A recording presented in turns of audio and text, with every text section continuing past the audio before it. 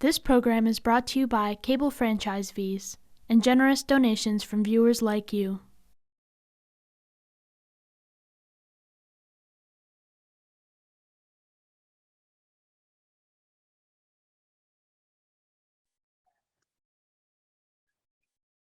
Okay, so thank you. I'm now going to call the Finance Committee meeting of February 15, 2022 to order. It is 3 minutes after 9 o'clock, and pursuant to Chapter 20 of the Acts of 2021, this meeting will be conducted via remote means. Members of the public who wish to access the meeting may do so via Zoom or by telephone. Instructions are in the agenda that has been posted. No in-person attendance of members of the public will be permitted, but every effort is being made to ensure that the public can adequately access the proceedings in real time via technological means. I now need to go through the process of making sure that all of the members of the committee can hear me and be heard. So as your name, as I ask, please respond just to indicate that you are here. Then I think that we should try and, to the greatest extent possible, have everybody mute their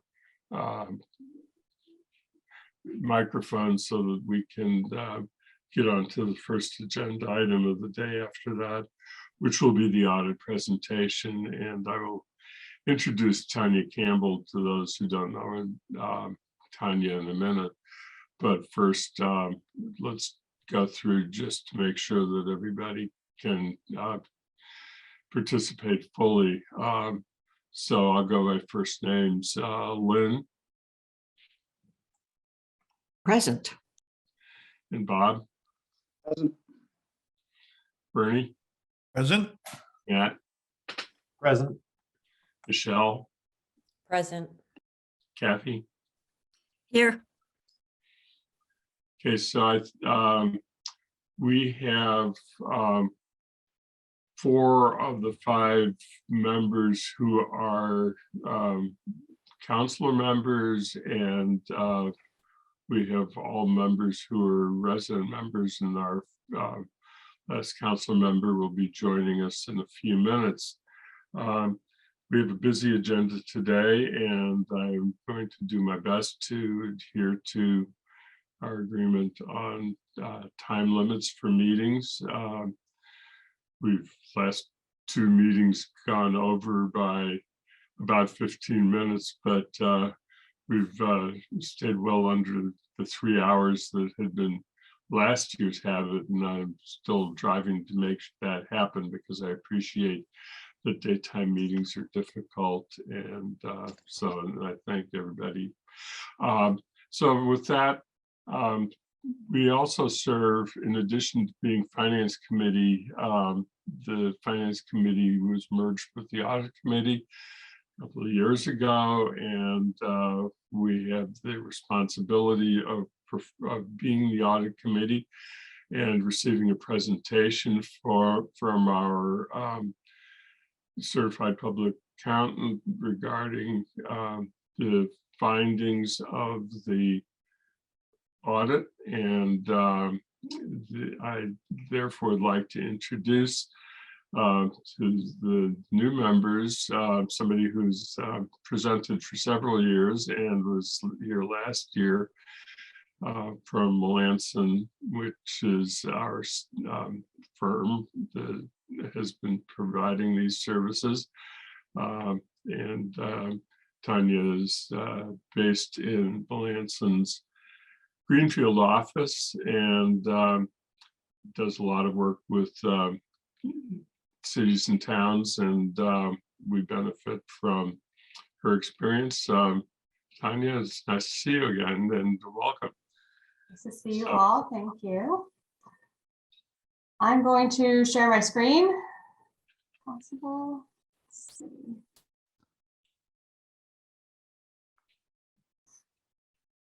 Can And- everyone see the, Tanya, can I just clarify one thing? sure, Tanya's too nice to do this, but it's Tanya, right? it's Tanya. Yeah, Tanya. So I want to clarify this for everybody. So, all that's right, okay. sorry, go It's ahead. not the first time that's happened. It won't be the last. Not a problem. Thank you. Can everyone see the full presentation on the screen? Yes. Okay, thank you. All right. Well, good morning, everyone. I'm here today to present the results of the town's fiscal year 2021 audit. And I wanted to start by giving kind of a brief overview of the roles and responsibilities of everyone kind of involved in this call in terms of us as your independent auditors, management, as well as the finance committee's responsibilities. And then briefly discuss the town's financial statements and some of the key numbers in those statements, and then talk about the comment in the town's management letter briefly. Please feel free to stop me at any time as I'm going through here if you have questions. Jump in. Now, in terms of the roles and responsibilities of Malanson as your independent auditors, we are ultimately responsible for expressing an opinion on the town's financial statements. We're also responsible for planning and performing our audit to provide reasonable assurance, not absolute assurance, that the financial statements are free of a material misstatement, whether caused by error or fraud. An audit does not provide 100% assurance. We do not come in and pour through every single transaction. We don't look at every bill that was paid. We don't trace out every single receipt. That's not what an audit is designed to do. And we would be there for months if that was the case. Instead, our audits are conducted under a set of standards known as government auditing standards. Those standards require that we plan and perform our audit using a concept known as materiality. Now, materiality will vary based on the size of the entity, and it also varies based on the different funds in the town. So for instance, in fiscal year 2021, materiality for the town's general fund, which is your main operating fund, was about $600,000. That doesn't mean we don't look at anything below that amount, because we certainly do. It just means that auditing standards say we should focus on the balances at or above that level. Now, as part of our audit process, we perform a variety of different audit testing procedures. The first of them being internal control testing. And as part of that process, we evaluate the town's internal controls and then test those controls throughout the year to make sure they're operating effectively. So for instance, we'll look at vendor payments and select a sample of payments made throughout the year, trace to make sure that they're properly approved, they're in the right fiscal year, they're charged to the correct account, things along that nature, all those internal control processes. We also perform what's known as substantive testing. So in that case, we'll take a balance that's recorded in the town's general ledger, ultimately in the financial statements, and test to make sure that that balance is supported by detailed support. So for instance, the cash balance in the town's financial statements can be traced back to reconciled bank statements from the treasurer's office.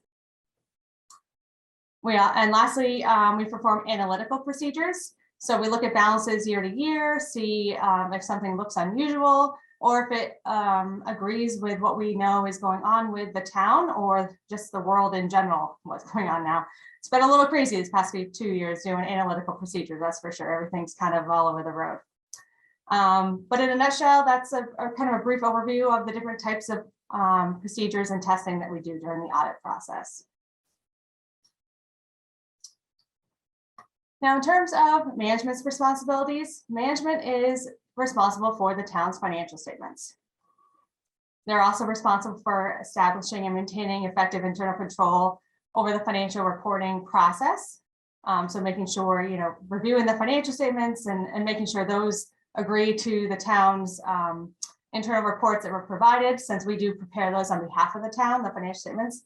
But the town or the management is responsible for reviewing them and making sure they're accurate and contain accurate information, excuse me. Management is also responsible for ensuring that the town complies with the various laws and regulations that are applicable to all of its activities. And then as part of the audit process, they are responsible for making all the financial data and records available to us in a timely fashion so we can complete our audit efficiently and effectively.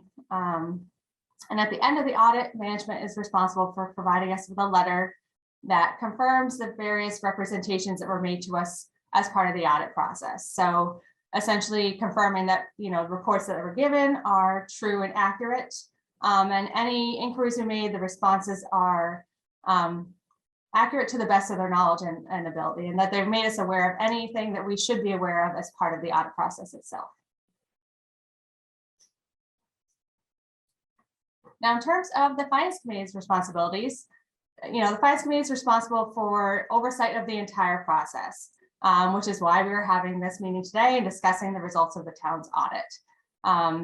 Responsible for oversight of the financial statements themselves, as well as the internal control process, and where needed, any risk assessment evaluation. As things come up during the year, if there's issues that need to be addressed, they're responsible for oversight of that process as well. And because you are a subset of the town council, you're also responsible for helping them understand the financial statements if need be. If they ask questions, you are kind of the go-to in between to help them and educate them as well. And you're also responsible for reviewing management letter comments and recommendations as part of the audit process. Does anyone have any questions before I move on?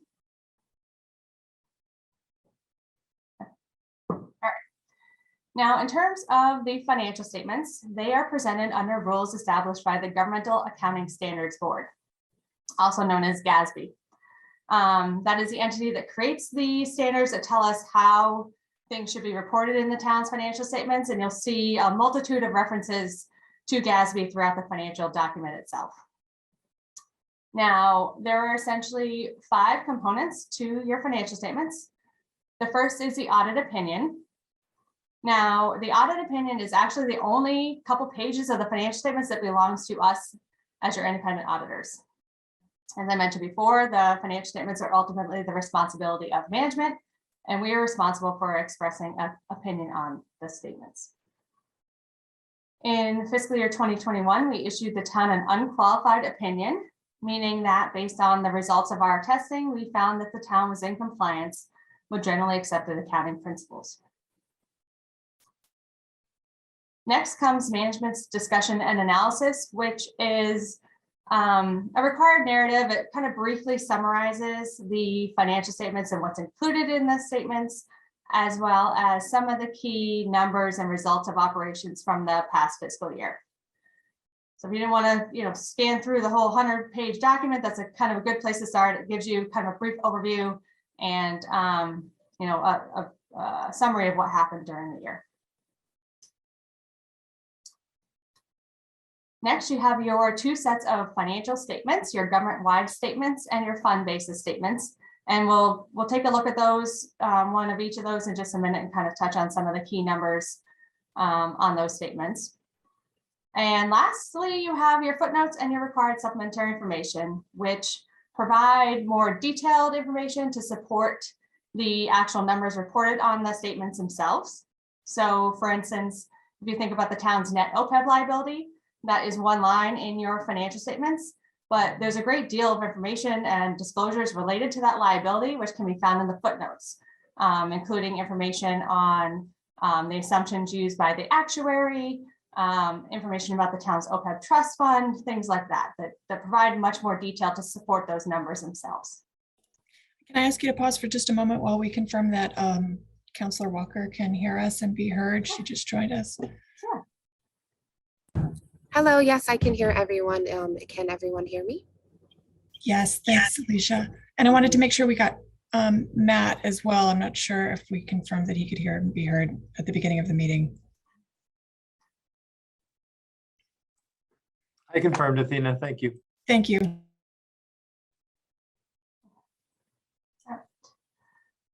Does anyone have any questions before I move on? Thanks, Tanya. Please go ahead. Okay, perfect. All right, so next I want to just take a look at some of the numbers on the statements themselves. So if you look at you have the financials open, it's page 17. If you have the PDF, it's on page 20 of the PDF itself. And the first page I want to look at is the town's balance sheet. Now, the balance sheet is one of your fund basis statements. And these statements more closely resemble the information that's reported in the town's internal records. So there's very little differences in terms of the numbers that are reported in these statements versus what the town has in the general ledger. You know, mainly the modifications that we make are in terms of how things are presented in the financial statements. Where, you know, we never have to make a ton of any audit adjustments. What we're making for adjustments are things that just kind of make things align with how they need to be disclosed, and that is important. It means that the numbers that you are looking at as council members and making decisions on a day-to-day basis are true and accurate. And that has always been the case of the town, that, you know, always had good financial department. Everything is in order, reconciled, you know, no issues there. Now, in terms of the balance sheet, there's a couple columns, and I only have one shown here because I just wanted to talk about one of these numbers. But the column that's labeled general fund is actually the town's general fund and the stabilization fund combined. This was a GASB statement, result of a GASB statement issued back in 2011 that required them to be consolidated in order to align with how states report their rainy day funds. Those are part of the state's general fund. So as a result, towns have to show their stabilization funds in the general fund column of the financial statements. If you're looking at the full page itself, there's a couple other columns there for the ambulance fund and the ARPA fund, which are what are considered major funds because of the volume of activity or the balances in those funds. And then the last column is your non-major governmental funds, which are the rest of the town's special revenue funds, your grant funds, capital project funds, as well as your trust funds. Now, in terms of the key number I want to look at this page is the unassigned fund balance number in the general fund. And that number, just almost $25 million, is made up of two balances. The first portion of that is the town's stabilization fund, which was about just over $14 million at the end of fiscal year 2021. And that balance represents just over 25% of the town's tax levy, which is a very, very healthy balance. It's probably one of the highest balances I've seen in terms of the audits that I do, and I do close to 40 of them a year. Very healthy balance. You know, the town has made a concerted effort over the years to set money aside into that fund, and it, you know, continues to grow on an annual basis. So definitely kudos to the town for that. It's a very large number. And it's very prudent of the town to do that and have that money set aside if need be.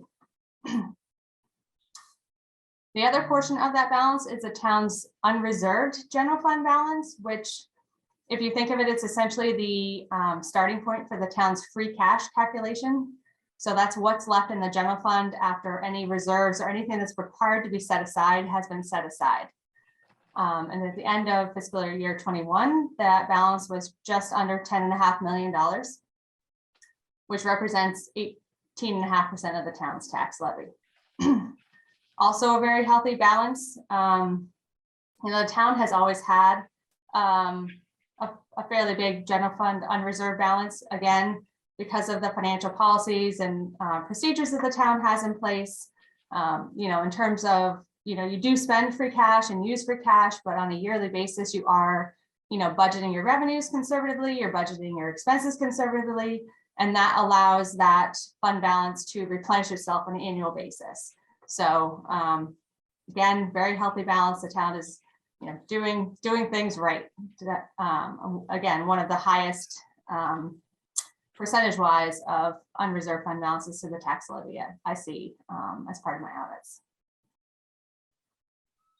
The town had certified free cash at the end of fiscal year 21 of just under $9 million, which equates to about 11.5% of the entire annual operating budget. DOR recommends a minimum of 3 to 5% minimum. So again, that is a healthy number, and that's a result of having good financial practices in place. Does anyone have any questions on this page? Oh, Matt does. Can you just tell us where the unreserved balance can be found? The unreserved balance and the stabilization fund balance, so that 10 million and the 14 million make up the unassigned fund balance number there. The two numbers together are combined into that unassigned 24.668. Okay. Thank you. You're welcome. Anything else?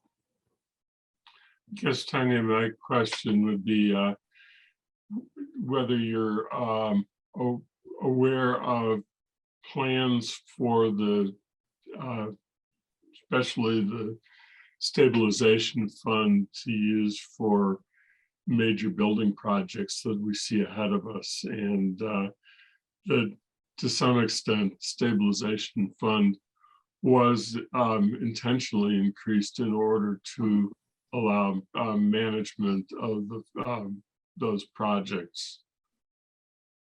Yeah, and that's a good practice. I mean, the more you can set aside to fund with stabilization fund without really putting a dent in your stabilization fund, the less obviously the town will have to borrow in long-term debt costs. So, you know, the town, a lot of the towns I audit have a stabilization fund and a capital stabilization fund, so they distinguish between the two.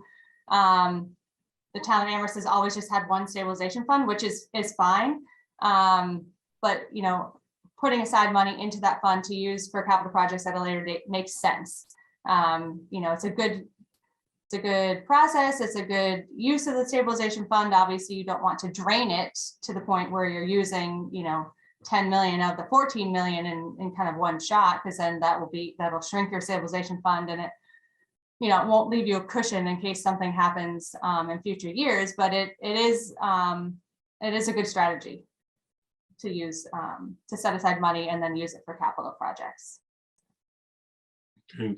And I'll just conclude that. Thank you by pointing out that at one point towards the end of the former town government, which was a town meeting, select board government, town meeting was presented with a proposal to create a stabilization fund for capital projects, and town meeting declined to do so. They did not want to decrease the commitment to the stabilization fund, but they did not understand or support the purpose of splitting the fund. So that was rejected by a town meeting, and that's a decision that has not been revisited since.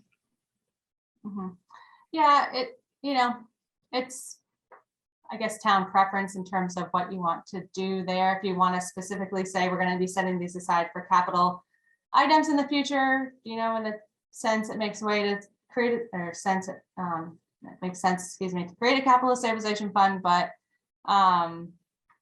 it's not necessary. Thank you. Lynn, you have your hand up. Yeah, just one more piece with regard to the stabilization fund. We also, in our financial guidelines, have a requirement that it not go below a certain level, regardless of how we're using it. In this case, as a float for our various capital projects. Okay. That's good practice as well. So the next page I want to look at is the statement of net position, which the page we're going to focus on is page 15 of the financial statements, and it's page 18 of the PDF document. Now, your statement of net position is one of your government-wide statements, which these statements consolidate the various funds of the town together and only distinguish between governmental activities and your business type activities. So your governmental activities include things such as your general fund, your stabilization fund, all the funds that were on the previous page. So your major funds like ambulance, ARPA, and all the other grant and capital and trust funds of the town. And then the business type activities represent the town's enterprise funds. So your water, your sewer, your transportation, and your landfill, those are all consolidated together in that column. Now, the intent of the government-wide statements is to take your business operations and show them, or your governmental operations and show them like a business, excuse me. So when we consolidate all those funds together, we also add items such as the town's long-term assets and your long-term liabilities, which aren't reported on your fund basis statements. So while these statements do a really good job in terms of showing the true assets and liabilities of the town itself, they're not the statements you want to use to make decisions on a day-to-day basis, because this is not how the town operates on a day-to-day basis. You do have these liabilities, they are out there, but you're paying them as you go every year as part of your annual operating budget. So these statements are good. They are looked at by, the bond rating agencies and such, but they're not used for kind of the day-to-day decisions of the town. Now, in terms of some of the key numbers on this page, we're going to look at two of the town's biggest liabilities, your net pension liability and your net OPEB liability. And the town's net pension liability is your share of the Hampshire County Retirement System's unfunded liability. Last year, that number was right around $54 million, and this year it ends up at just over $47 million. So there was a $6.6 million decrease in that liability from last year. And there was a couple of factors that contributed to that. Your share of the whole liability itself. So there's a bunch of different towns and entities that are part of the Hampshire County Retirement System. And every year, your share of the whole liability itself changes slightly. And this year it decreased slightly from the prior year. So because your share of the whole system went down slightly, your share of the liability also went down. In addition, the system itself had better market results last fiscal year, which was consistent pretty much across the board for all retirement systems. So as a result, they had more assets at the end of the year, making the overall liability itself smaller. So therefore, your share of the liability went down as well. Does anyone have any questions about the net pension liability? That, that liability, the town is funding that. You do have a funding schedule. So ultimately that, should continue to go down over the years as you're paying your annual assessment. Obviously, there's different factors that play into that in terms of market results and things like that, because the actuary is predicting what's going to happen, and then every 2 years looking back and seeing if what they thought was going to happen did come to fruition in terms of market results and stuff like that. So the liability does trend downward typically, or it should trend downward, but it kind of slowly, I guess, over time because of the different factors used in the valuation. Now, the next number I wanted to talk about was the net OPEB liability, which represents the town's share of retiree health insurance costs. Last year's liability was almost $68 million, and this year the liability ended up $74.6 million. So that was actually a $6.6 million increase in the liability. The main reason for this change was the change in the discount rate. So the actuary has an assumption for investment rate of return, which is averaged with the municipal bond rate as of 6/30, and that's what they use to determine what the discount rate is, because your trust is not fully funded at this point in time. So they average those two numbers together, and just generally speaking, in the last couple of years, the municipal bond rate has decreased.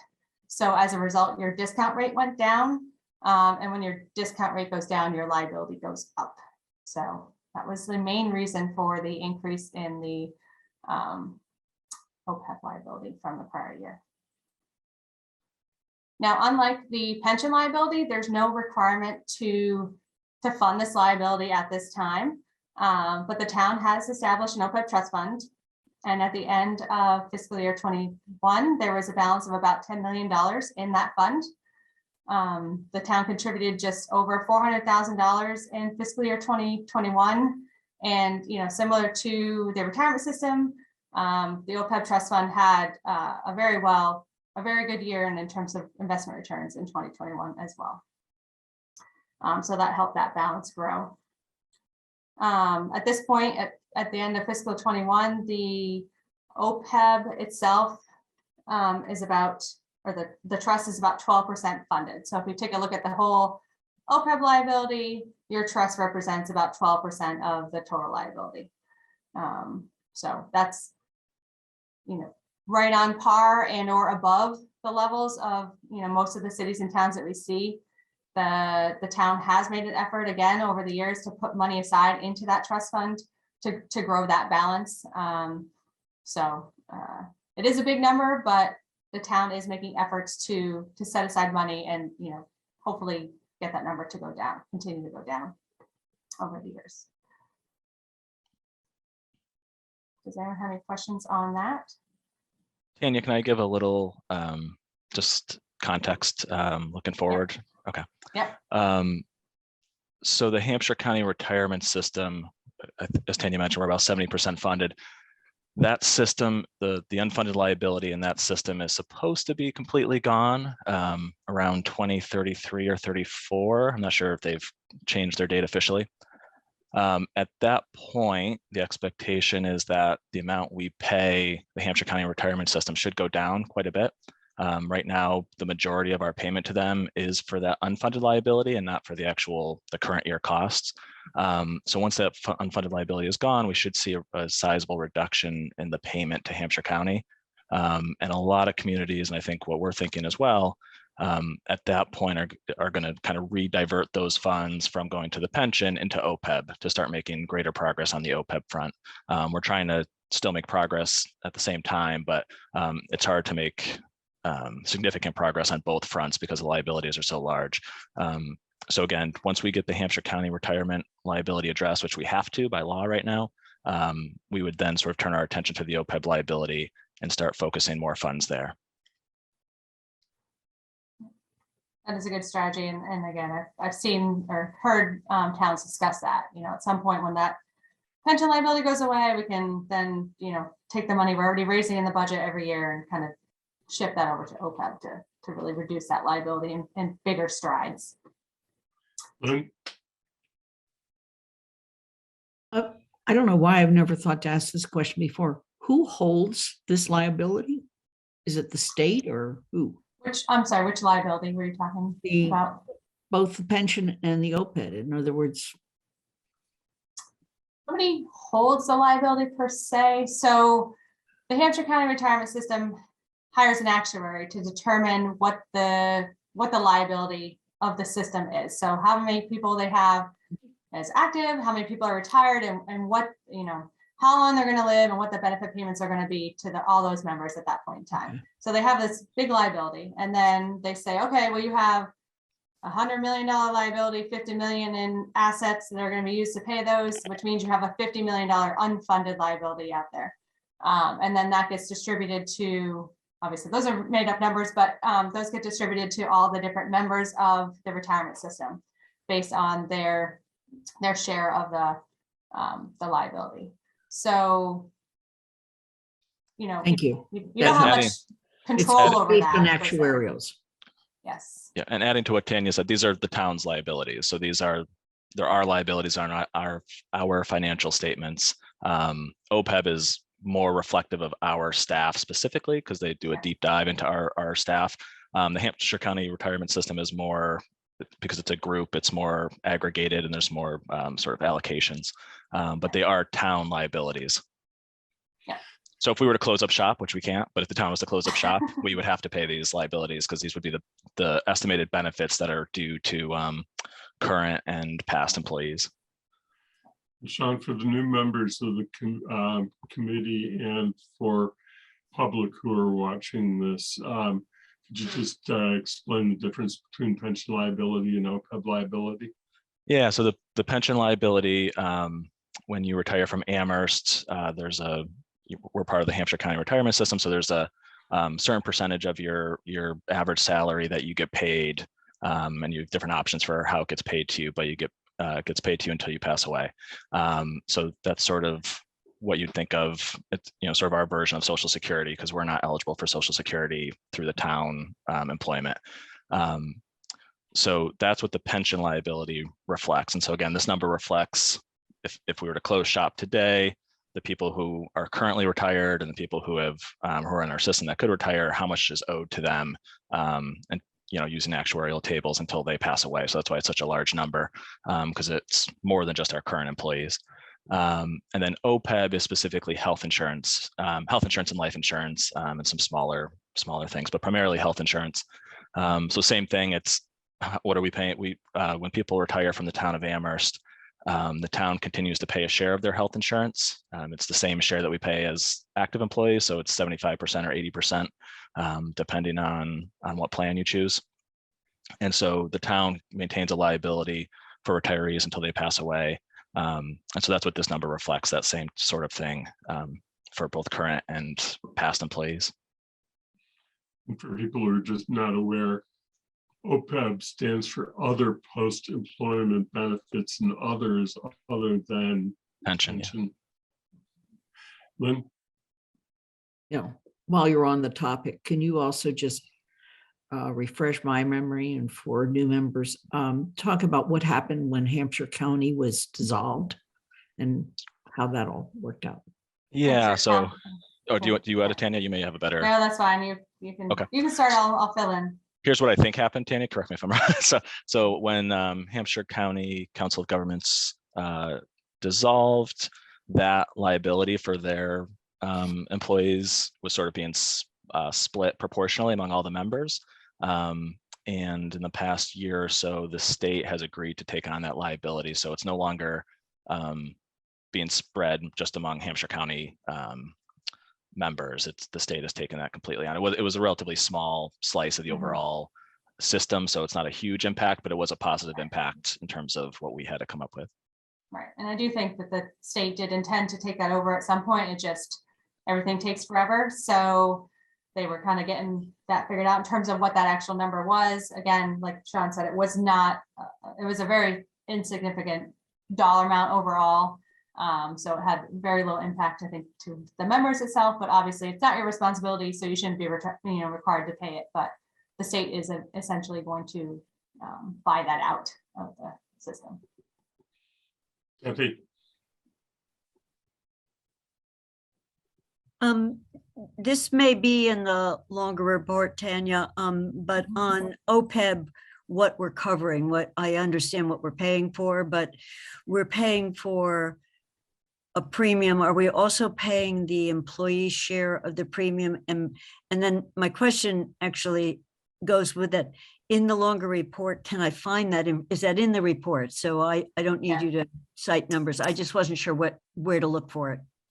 Yes, there is a footnote that describes the liability, what the town covers, what percentage the town pays of those costs, like 80, 70 or 75 or 80%.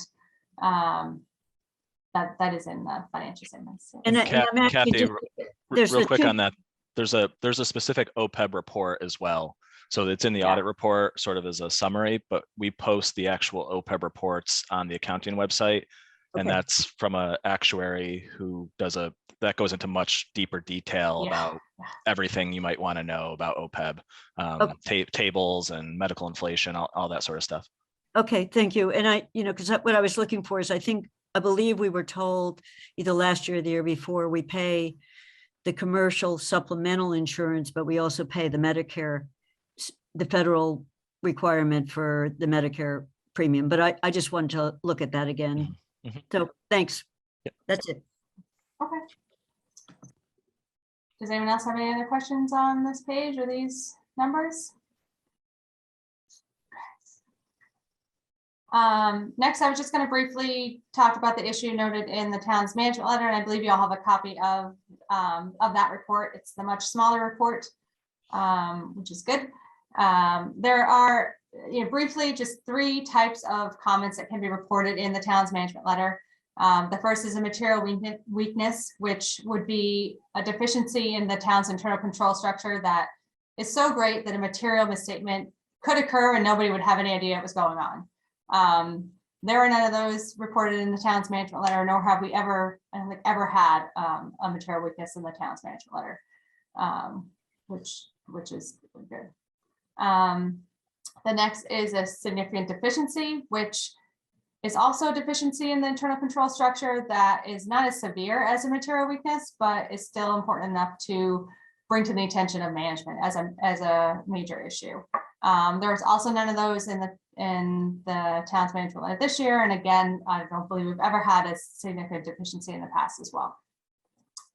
Last is the other issues, which is, as part of the audit process, based on our testing, we found if we come across something that's either a suggestion for internal control improvement or an issue that was noted as part of our compliance testing, not of material concern, but still worth mentioning, that's the type of comment that's reported in the town's management letter this year.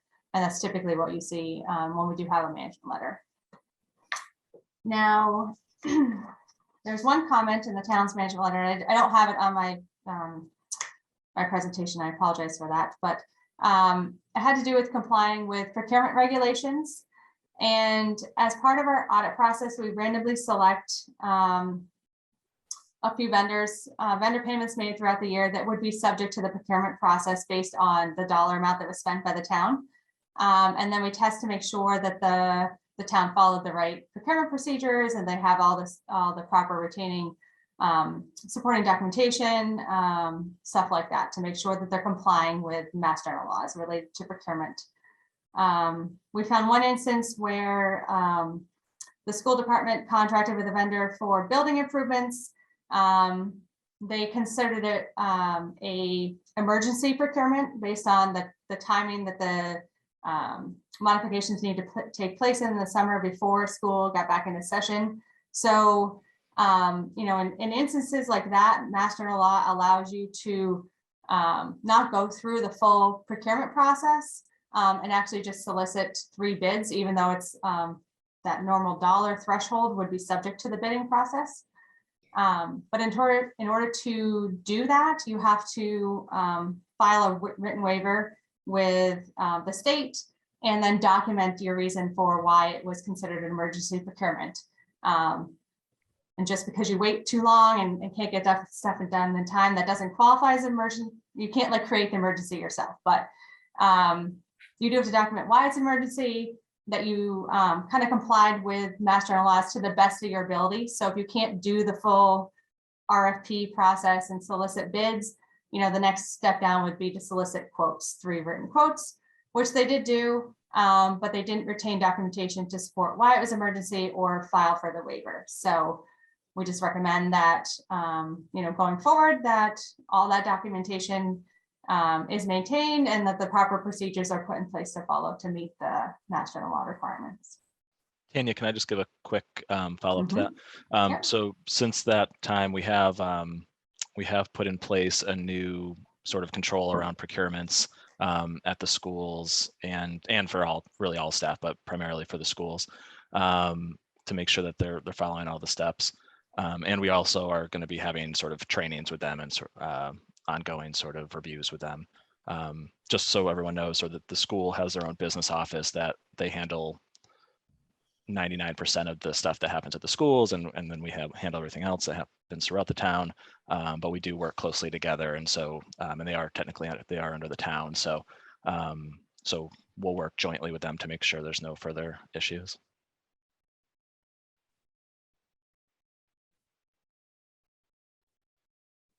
I don't know who had their hand up first, Bob or Kathy.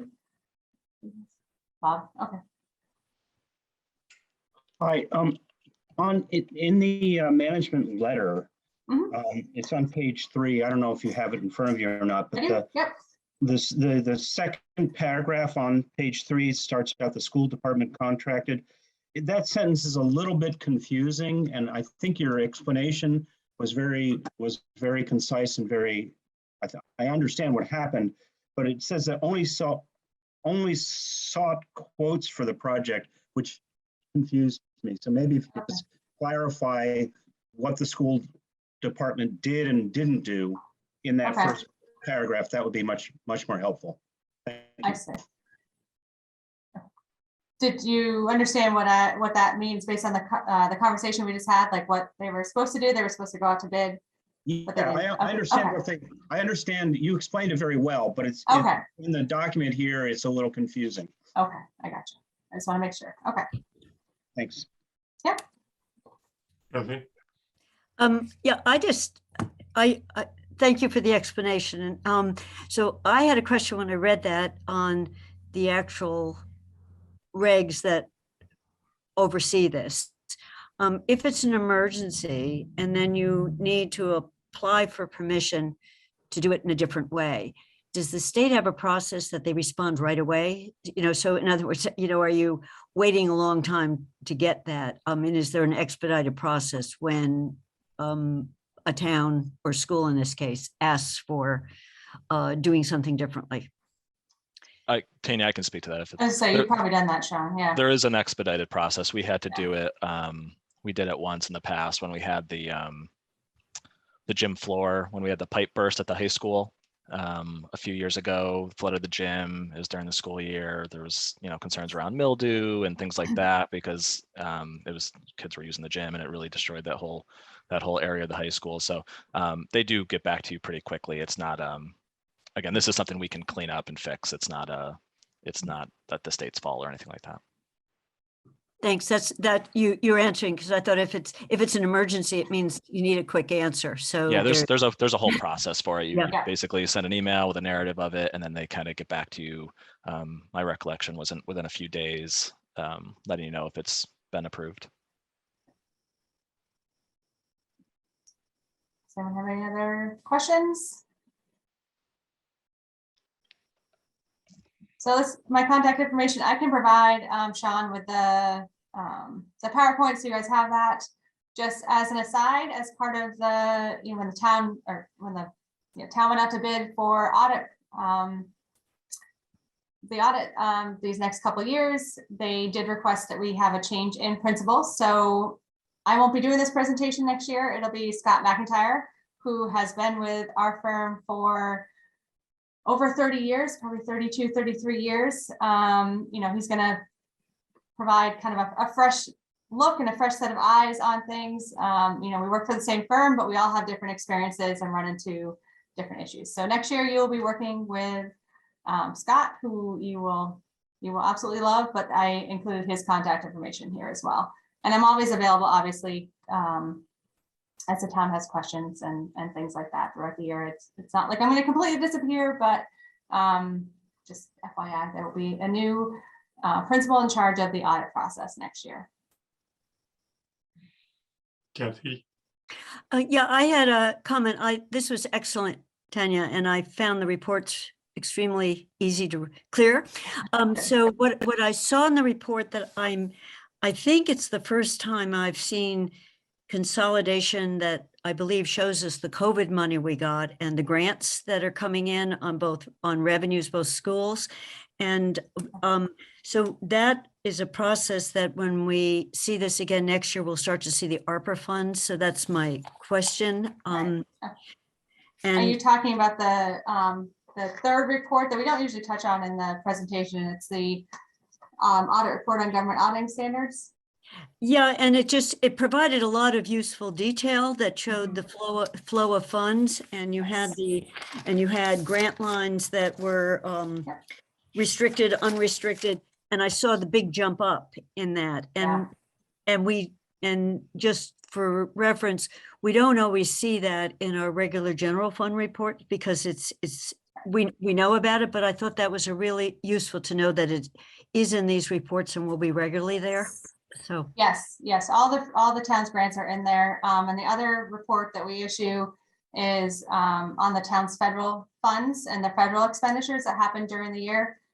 There was an increase in federal funding, as there has been throughout the country these past couple of years in terms of COVID money. And we did audit the town's coronavirus relief fund this past year. That was the federal grant that we were required to audit. And we had no issues, no compliance issues as the results of that testing. Depending how the town spends down the ARPA funds, since that's such a big dollar amount that, if you spend a big chunk of that next year or 2022, this year you guys are in, it's likely we'll have to audit those expenditures as well in the next fiscal year audit. So there's formulas in terms of figuring out what we need to audit and whether it's high risk and things along that nature. But we did not find any issues with our audit of the coronavirus relief funds this past year. Thank you. Welcome. Sean, You can take Lynn first. Lynn? I just wanted to say thank you to Tanya. And having been on the group that did the selection for the future audit, nothing regarding the fact that we asked for a change in principles was a reflection of your service, and we want to just thank you for your service. No problem. Absolutely. Thank you very much. Lynn stole my thunder. I was gonna thank Tanya too, and just let everyone know. So throughout the year, we're constantly in contact with Tanya, even when they're not doing the audit. They are great resources for us whenever things come up that we have questions. We try to make sure we don't ever have audit issues by making sure we ask the question before we do anything. That is not 100% clear to us. And Tanya is amazing at getting back to us with the right way to do things, clarifying any confusion we have. And they're always very forward thinking in terms of giving us heads up about changes in GASB rules. There's constantly new GASBs coming out. They're very good at giving us a heads up on that so that we can make sure we stay in compliance. So I've worked with Tanya back when I was at the schools, and I've always appreciated how much they really try to keep towns on the right track, but also fair. If they find something, they let us know. Bernie? Well, we're handing out thanks and congratulations, Sonia, Sean, the whole finance crew. This is all Sonia on this all one. Sonia. Well, this is just an outstanding report. Yeah. It should give everybody a great deal of security and assurance that our funds are being handled properly. Having lived through these audits, I know that they're pretty comprehensive, and there are a lot of work on staff's part as well. So thank you. So I think that we need to come up with some sort of report back to the council itself. And motion really does not need to go into great detail. But I don't know what we did last year in the way of a exact motion. But I did not go back and look at it. But I was thinking in terms of something like Finance Committee reviewed the audit report with our principal at Malanson, and found that it was reported a fair reflection of our financial management, and give us great confidence in our financial management, and leave our report to and that be essentially what the core of the report be. Lynn? So moved.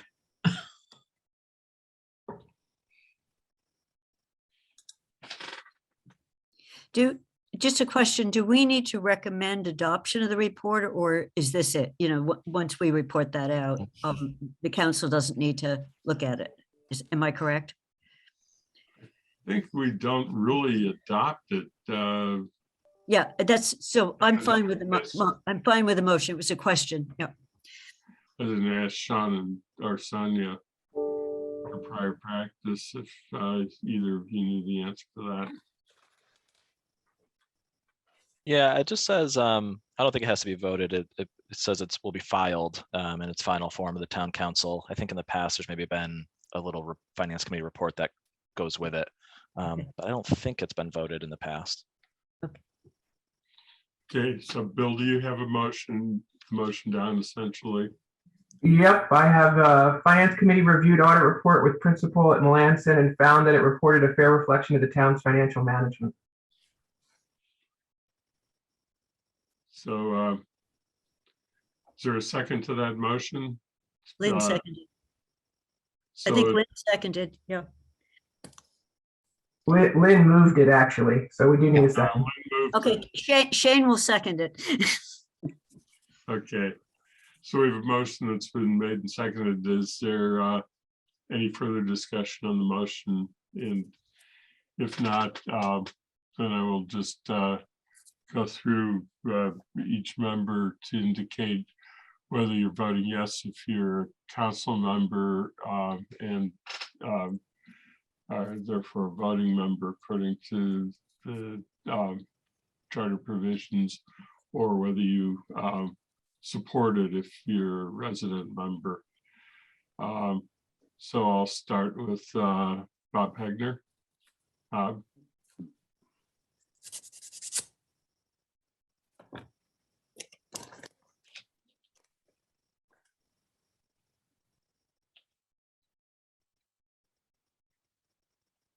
Did you hear that? I support it. Okay, thank you. I did not. Okay. Thank you. Kathy? Yes. Alicia? Yes.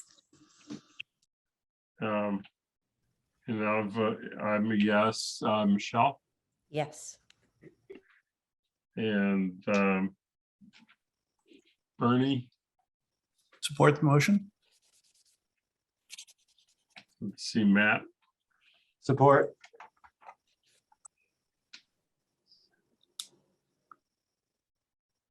I think that's it then. Now, Lynn, Lynn is aye. Go ahead, Linda Corbett. Thank you. So it's a unanimous vote with support of all three members who are resident members of the committee. So with that, I think that we're done with the first part of our agenda, and also I want to thank Tanya for all of the work that she's done over the years, and the fact that she's made this presentation many times to many different audit committees, and which I've served on several and not served on several. And I,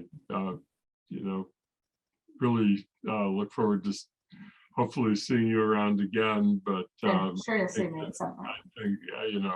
I agree with what Lynn previously said. Support that. So thank you. Thank you. Take care, everyone. Thank you.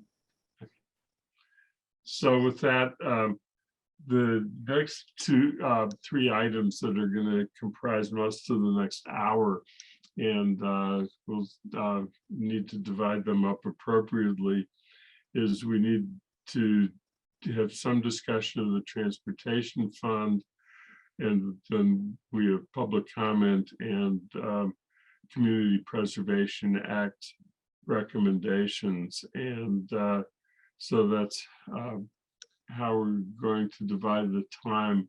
I wanted to put public comment in before we get to the discussion of the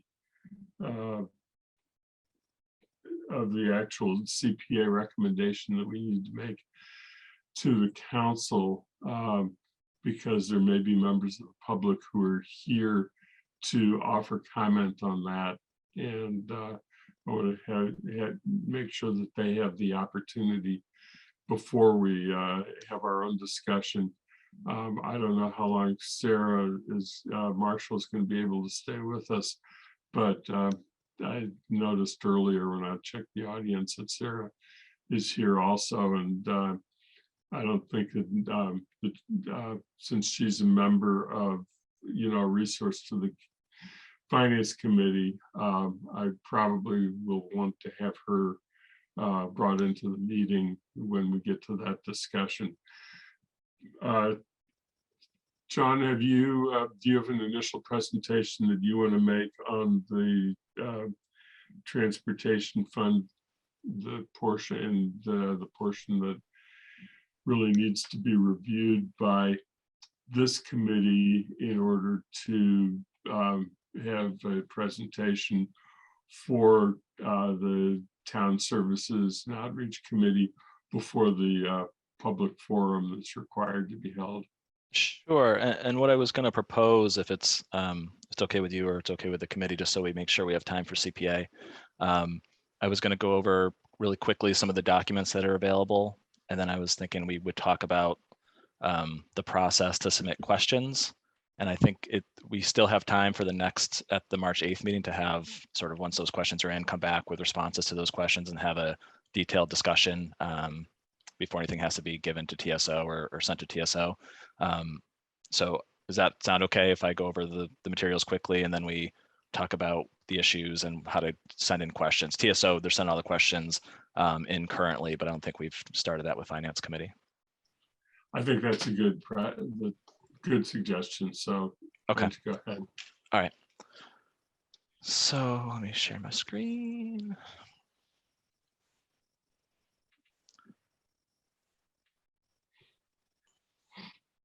So does everyone see the Amherst permit parking regulations on the screen?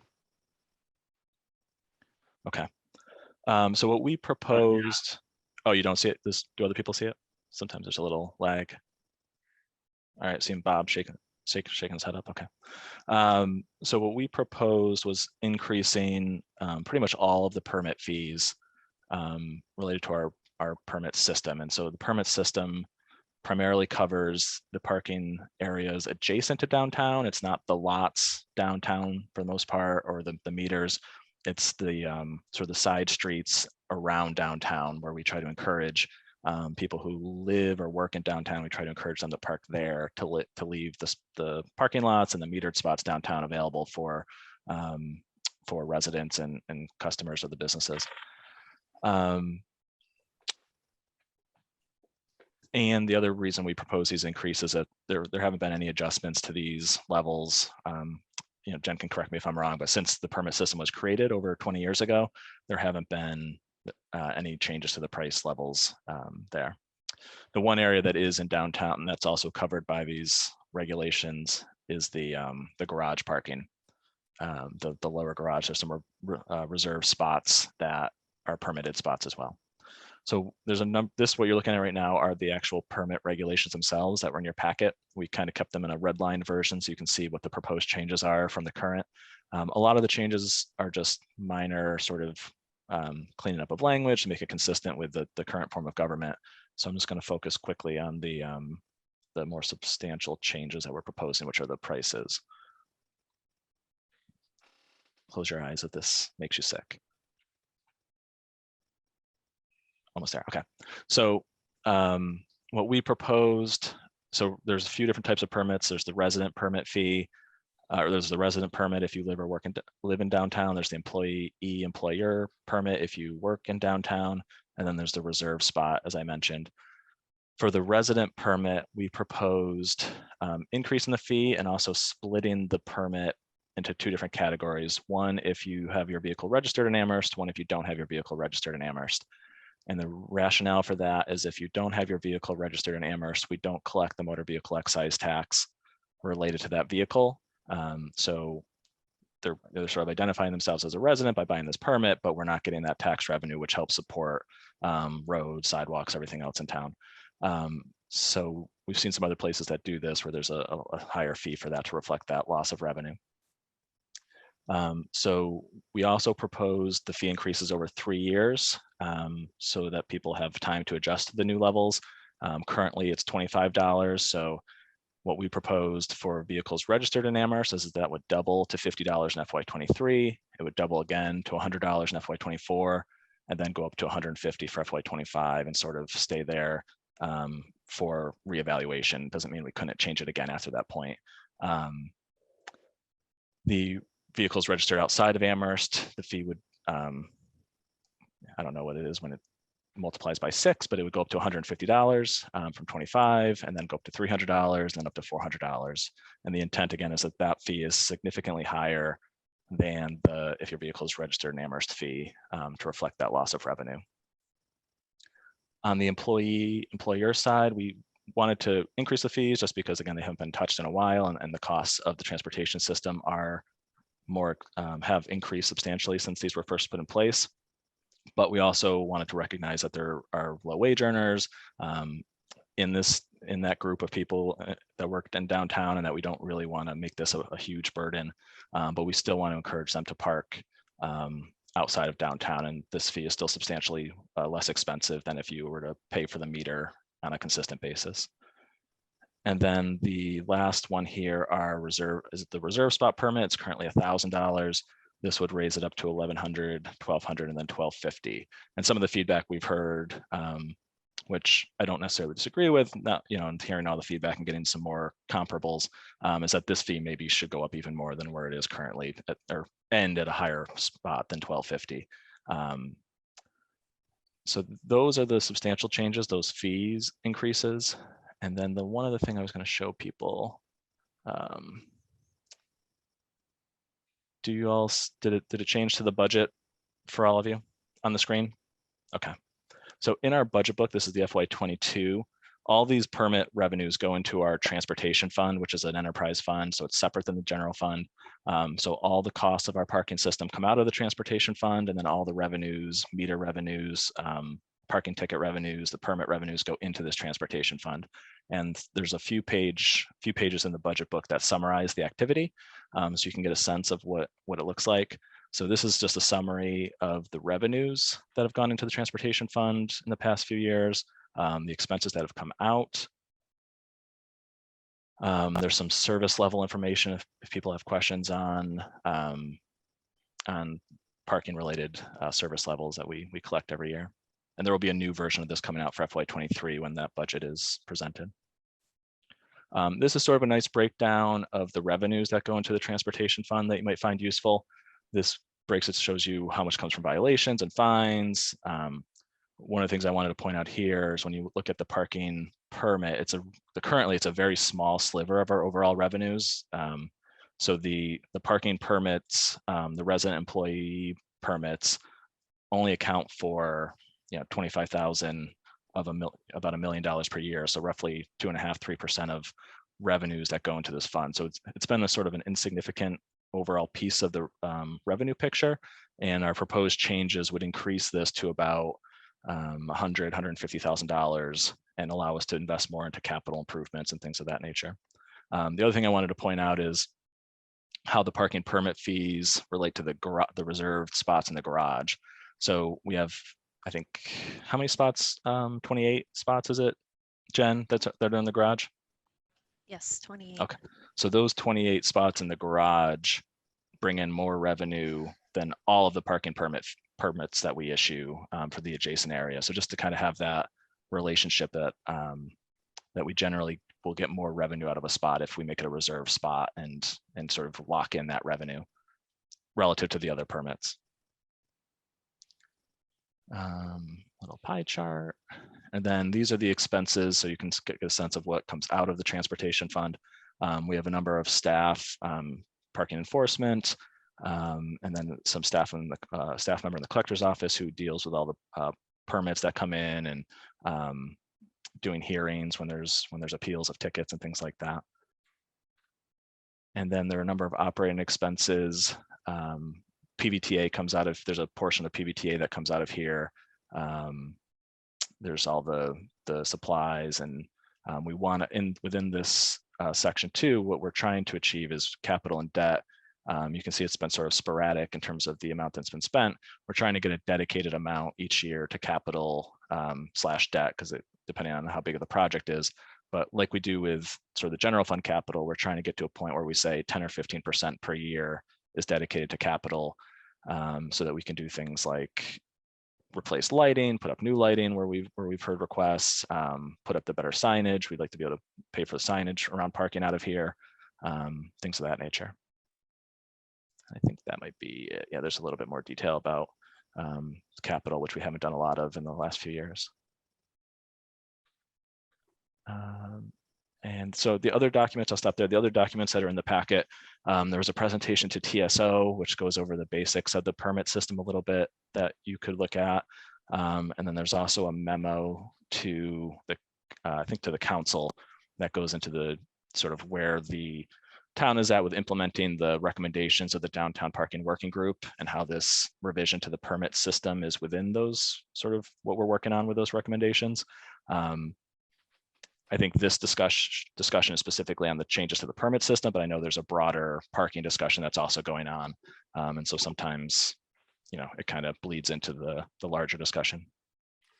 Sean, do you have the memo of January 14th available on your computer to show the I think so. Chart on the bottom of page 2?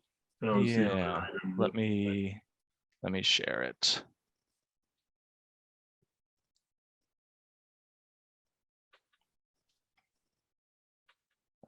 This one here. I'm not seeing it yet, but what it is it's a spreadsheet at the bottom of page 2. It's on my screen. Yeah, so what we did here was we were trying to show, so transportation has been the fund that has been one of the funds that have been most impacted by the pandemic. So FY20, FY21 are not good examples of what a normal year looks like in the transportation fund. So we looked at FY18 to get an average roughly of what our revenues were at the time, what our costs were at the time. And then we sort of extrapolate, like, what do we want to have going forward if we were able to dedicate a fixed amount to capital and a fixed amount to debt on an annual basis, which I think I use about 15% was what we were trying to achieve. This is what it would look like. So we would need to increase revenues roughly $120,000 per year in order to achieve that. And then on an annual basis, review fee levels and potentially adjust them on an annual basis to keep up with inflation of expenses. So this sort of, when we were talking about changes to the permit system, we were trying to, those fee increases have them be driven by the needs of the transportation fund, not just increasing revenue for revenue's sake, but having it be tied to what we're trying to achieve in the transportation fund. So let's see if there are questions. Michelle. Sorry, my box was moving around. Do disabled persons with a handicap permit from either the state or the town, are they required to pay these fees as they're outlined? Jen? Anybody that holds a handicap placard or permit can park pretty much anywhere except for like the restricted areas that are like commercial loading zones. But they can park at any metered space if it's closer than a handicap parking space, and they don't have to pay for parking. Okay, and that would be true. Are they still, so could they get a permit in one of the spots and park there at no cost, or did they, if they wanted to have? I don't even think they'd require a permit because they have the handicap placard. They would be able to park there. Park anywhere. Okay, great. Thank you. Bob? Yeah, I had a couple of questions. One question, the non-Amherst registration residents, who are these people? So, so two things on that. So we haven't been able to collect good data on that in the past in terms of how many of them are there, and just more information on maybe why the vehicle is not registered in Amherst. I think we can maybe guess that it could be college students who live somewhere else for sort of their where they came from, and then they come to college and they just never switch over the registration, even though they may be living in a dorm or an apartment somewhere for 10 months of the year. They may just never switch it over because you just never think to do it potentially, especially if it's just, if you don't plan on being here forever, you may just never think to switch it over. But when we did a sample of our resident permits, I think we sampled about 20 or 25 of them, and we usually, we sampled 20 or 25 of them, and about 75% of the ones we sampled were not registered in Amherst. So moving forward, we have a new online program that we can collect that information when permits are applied for. I assume that they were probably short-term renters like college students who, as you said, just never bothered to switch their registration over. But I mean, I think it's something to consider as to whether we should require them to do that if they want to park downtown. But that's really a discussion for another time.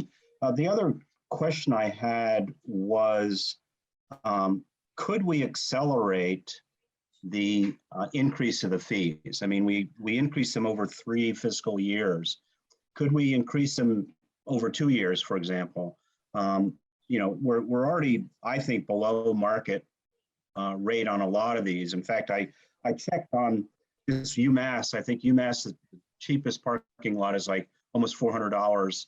I don't know if that's a year or a semester, but so we're definitely, you know, and especially for the permits, we're definitely kind of below market rates as we are now, and we don't have enough money to pay for the capital improvements that we need. So that's another thing to consider. The other thing I have, it's more of a comment on the parking permits as they're laid out. And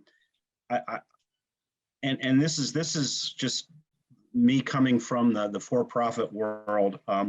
Typically in the for-profit world, like at a mall, the employees don't park right outside the entrance. They park further away so that the quote-unquote paying customers get the slots closer to the mall entrances. And I think we ought to reconsider where the permitted spaces are and where the employee spaces are in order to think about how to make the paying customers, so to speak, give them more access to parking close to town, to the town center. So just a thought. It's not something that can be done overnight, but it's something to think about. Yeah, can I respond to that real quick, Andy? Yes. Yeah, so the areas for the employee permits, they are sort of away from the storefronts and downtown. That for exactly the reason you described. They're in sort of the side streets away from downtown. Wherever you see those signs with the blue, you know, they are sort of away from the businesses to make sure those spots are freed up for customers and other people visiting downtown.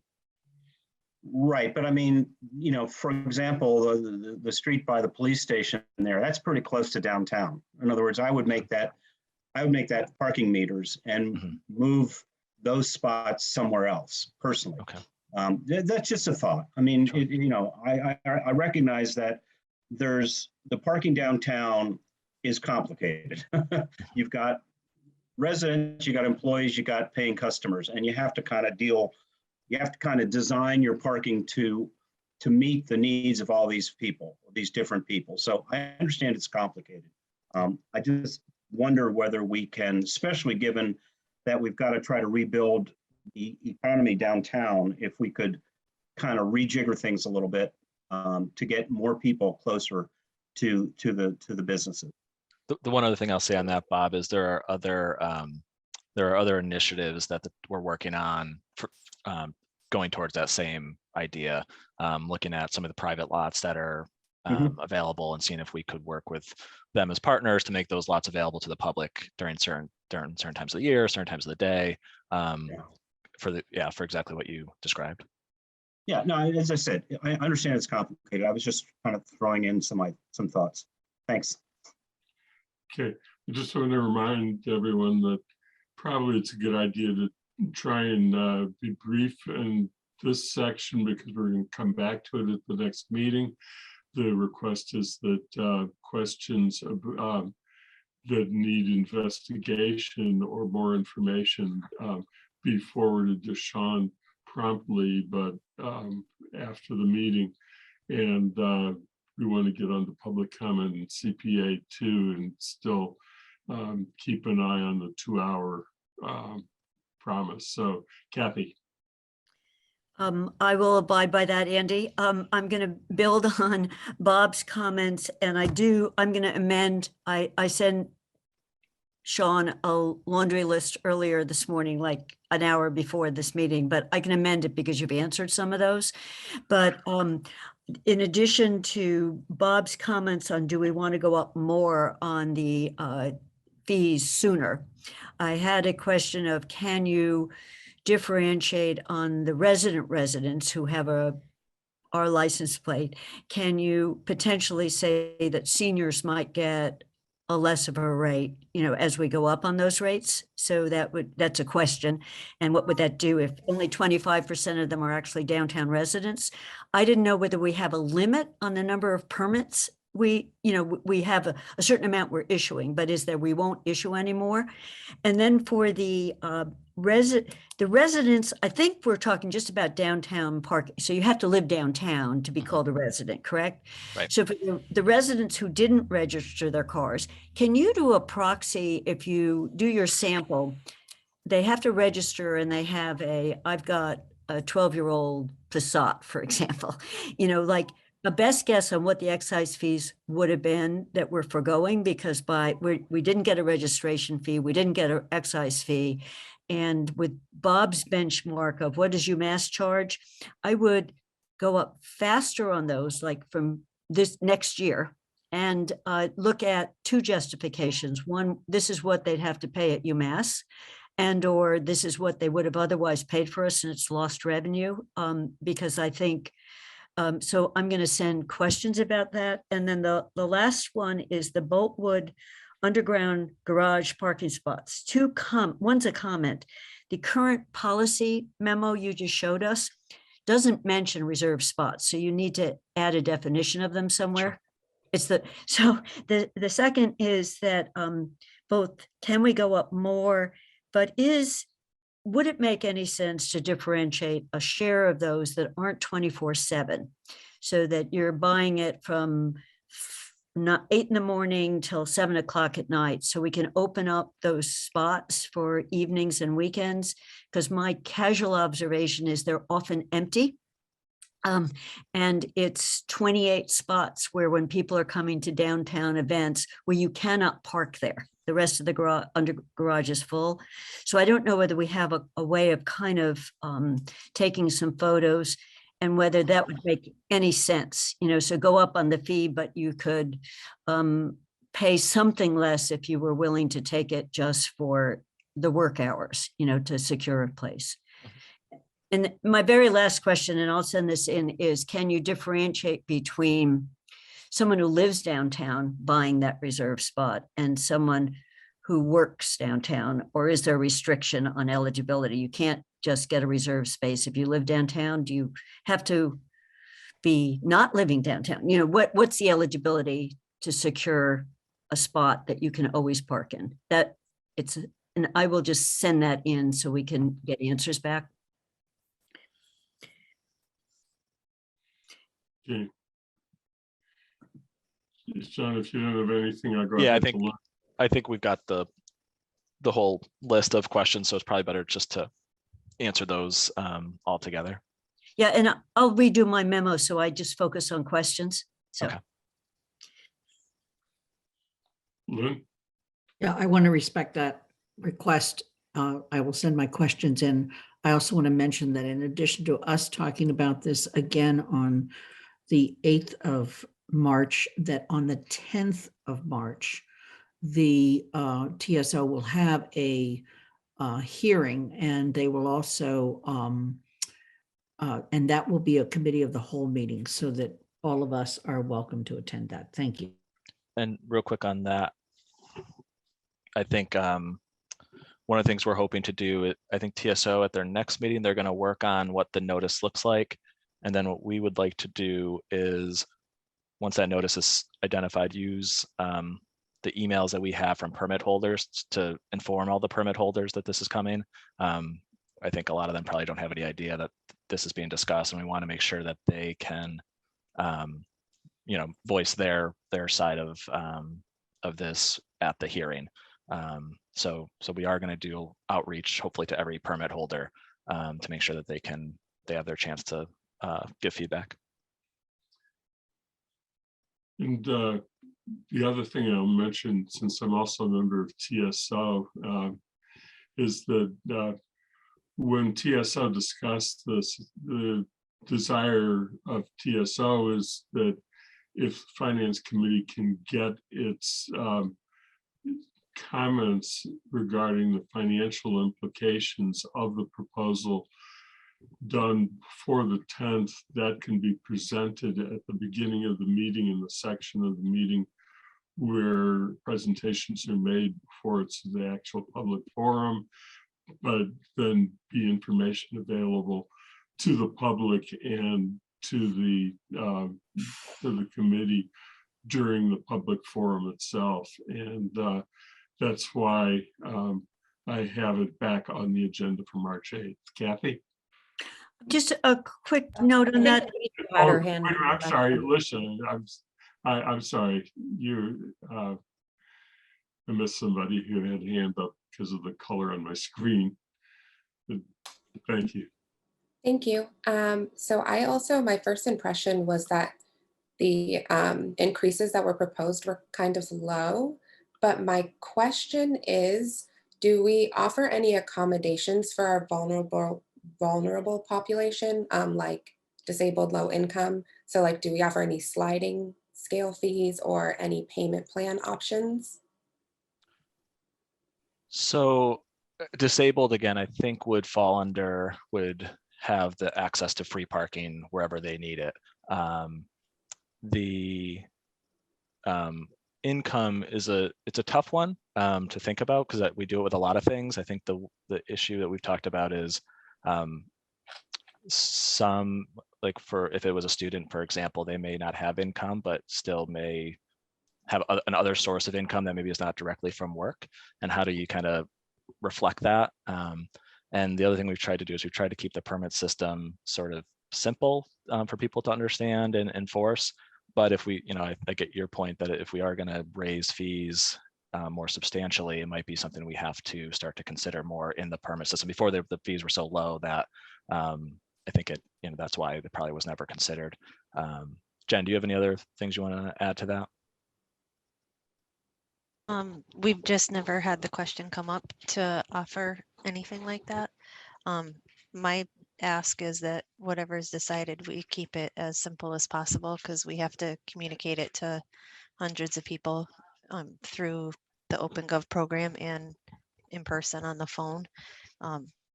So I just want to throw that out there. Yeah.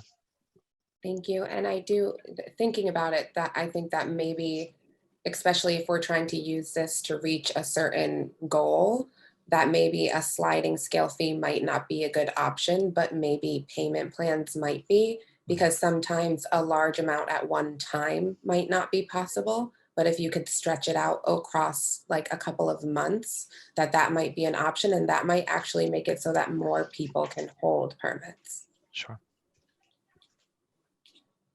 Yeah, I think that's a good suggestion. I wonder if we could look at other communities and see whether any other communities have developed similar systems of sliding scale and how they're administered, whether it be for parking or for other public services, because administering the system is complex, but the goal is clearly understood. Kathy?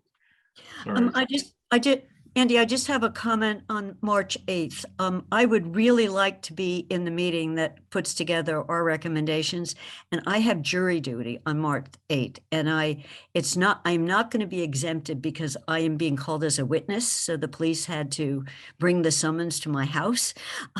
So I can't, unless the trial is settled out of court, I can't be there. So I didn't know whether we could meet on March 5th, which would be the week before. I understand now that we're trying to meet before the hearing. It's still 2 weeks from now. So that is, if we can't, we can't. And I will do my best to say what I think, absent the information we're asking for, which is, anyway, Yeah, thank you for reminding me, because you did indicate that you had questions and problems with the schedule that was tentatively proposed. And I wanted to come back to that later, but after we do the Community Preservation Act discussion. But it does need to be discussed today. And so thank you for the reminder. So is there anything else on parking right now? If there's not, I just urge all members of the committee to review the material and think about the financial implication questions. You don't have to repeat ones that were presented today, but if there are other questions or more detailed questions, please get them in to Sean, and if you can get a copy to me, and certainly get them to Sean. So if there's nothing else, just looking at the screen and there's no hands up, then what I'm going to do is turn to the public comment question, and we do have some members of attendees, and if any attendees are interested in participating in public comment, then please use the raise hand function, and we will proceed from there. And if there's any questions about how to proceed for people who are on the if there's anyone on the telephone, I think you participate by pressing *9. So, but I see 3 hands up, and I want to go ahead and ask you to limit your comments to 3 minutes. But can we bring Sarah Marshall into the room, and Robin Fordham? Sarah is in the room also as principally as the chair of CPA, but she also has her hands up to make a comment later. But I want to call on Robin for comment now. Robin? Hi there, can you hear me? Yes, we can. Okay, I don't see myself, so I'm assuming I'm not on camera. Is that right? That is correct. So, okay, that's fine. Okay. Thank you for the opportunity to comment. I did send, I'm basically going to read a written statement that I sent to Andy this morning, but I'm not sure if everybody has had a chance to review it. So I will just do that, and then I will complete my comments. My name is Robin Fordham. I reside at 15 Taylor Street in Amherst. I'm a member of the Historical Commission. I'm a previous Historical Commission representative through the CPA committee, and I'm currently pursuing a master's degree in historic preservation at the University of Vermont.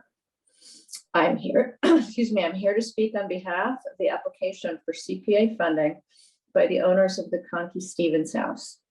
The application has been reviewed and recommended by both the Historical Commission and the CPA committee, including an adjustment to the proposed scope of work to eliminate those expenses, which are not directly related to historic preservation.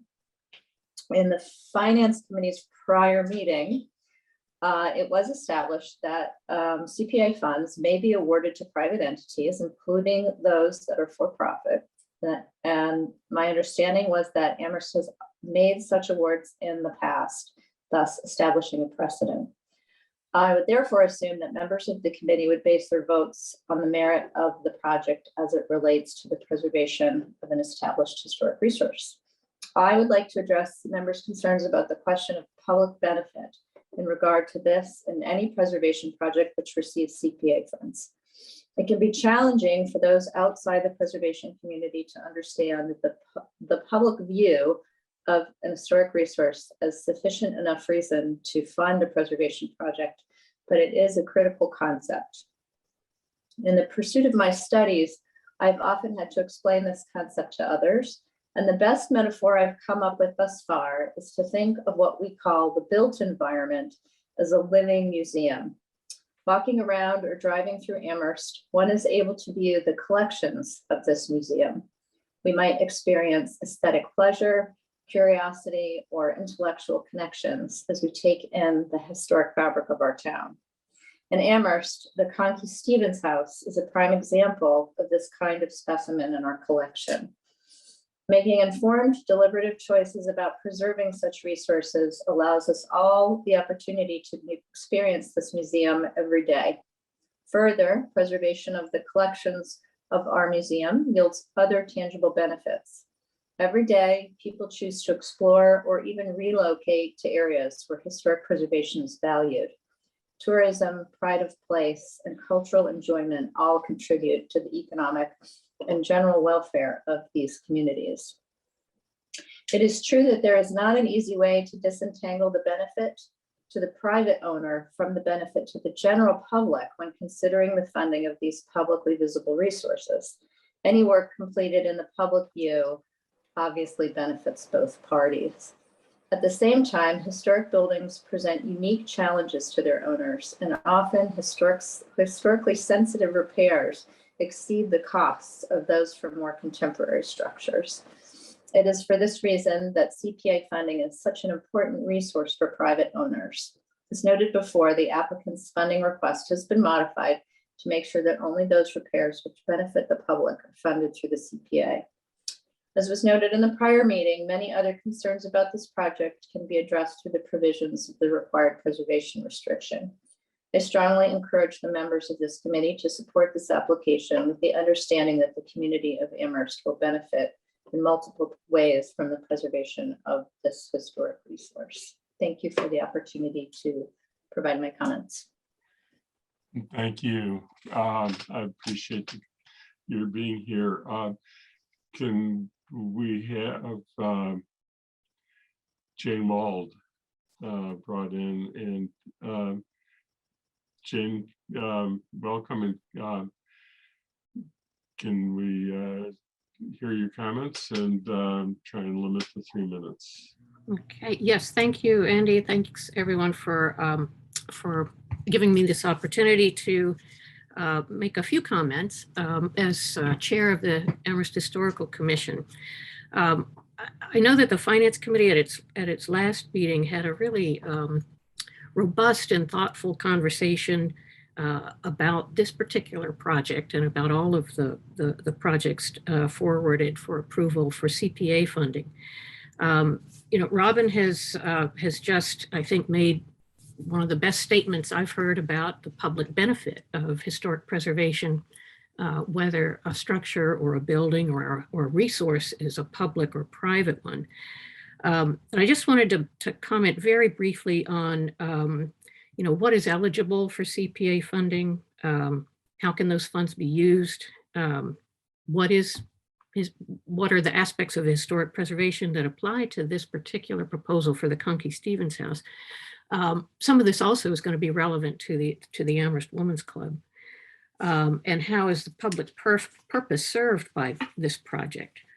You know, I think, first of all, I believe that you all had arrived at this conclusion that, you know, the CPA Act doesn't prohibit use of funds for historic preservation projects on privately owned properties, and nor does it distinguish between privately owned and publicly owned properties in eligibility for CPA funding. There's substantial precedent across the Commonwealth and indeed in Amherst for CPA funding of projects on private properties, as long as a public purpose is served. The Historical Commission certainly supports the eligibility of private projects for CPA proposals and has actually been looking for ways to encourage owners of historic resources to access those funds in order to protect the overall significance of Amherst historic resources. This proposal, it addresses preservation and rehabilitation as two of the allowed categories under CPA. The others, acquisition and restoration, are not precisely applicable in this case. Clearly the majority of work items contained in their proposal match these definitions, and we've tailored, as Robin mentioned, the specific funding areas to align with the importance of preservation and rehabilitation. The public purpose and the public benefit, in a way, are slightly separate. Could you, Jane, bear in mind the time problem we have? Okay, thank you. I just will mention that the public purpose typically is served by the acquisition of a preservation restriction. The public benefit is broader, and I think since Robin has described that so well and so carefully, I will just leave her explanation and description with you. So I'm urging you to support the Conkey-Stevens proposal, so we can take care of one of our national register landmarks in town, and the other CPA proposals as well. Thank you. Thank you very much, Jane. And we have, I think Catherine Lombardi is also asked to be recognized. So, Catherine? Mute. Okay, am I unmuted now? Yes, you are, and we can hear you. Welcome. Okay, well, thank you very much. I'm Catherine Lombardi, and I am the current president of the Amherst Women's Club. I noticed during the process of applying for the CPA grant that some people really do not know much about the Women's Club and what we actually do. We were founded in 1893, and for the purpose, besides of providing at that point in time a place for women to gather, founded for the purpose of community service and education. Those are two of our most important charter obligations. We have owned the Alice Maud Hills house since for the last 100 years, but since 1922, when we were willed the house by Alice Maud Hills. Since then, for the last 100 years, we have maintained the house, we have preserved the house, and we have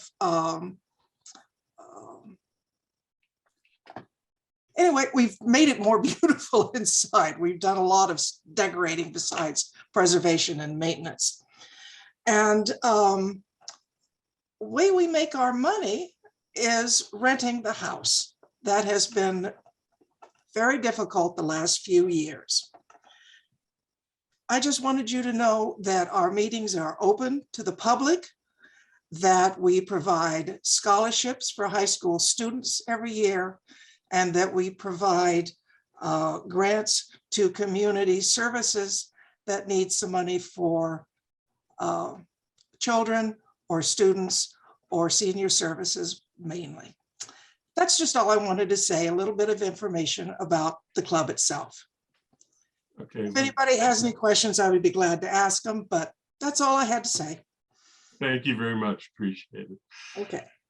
Sarah, did you have any initial comment that you wanted to offer, or before we jump into the conversation?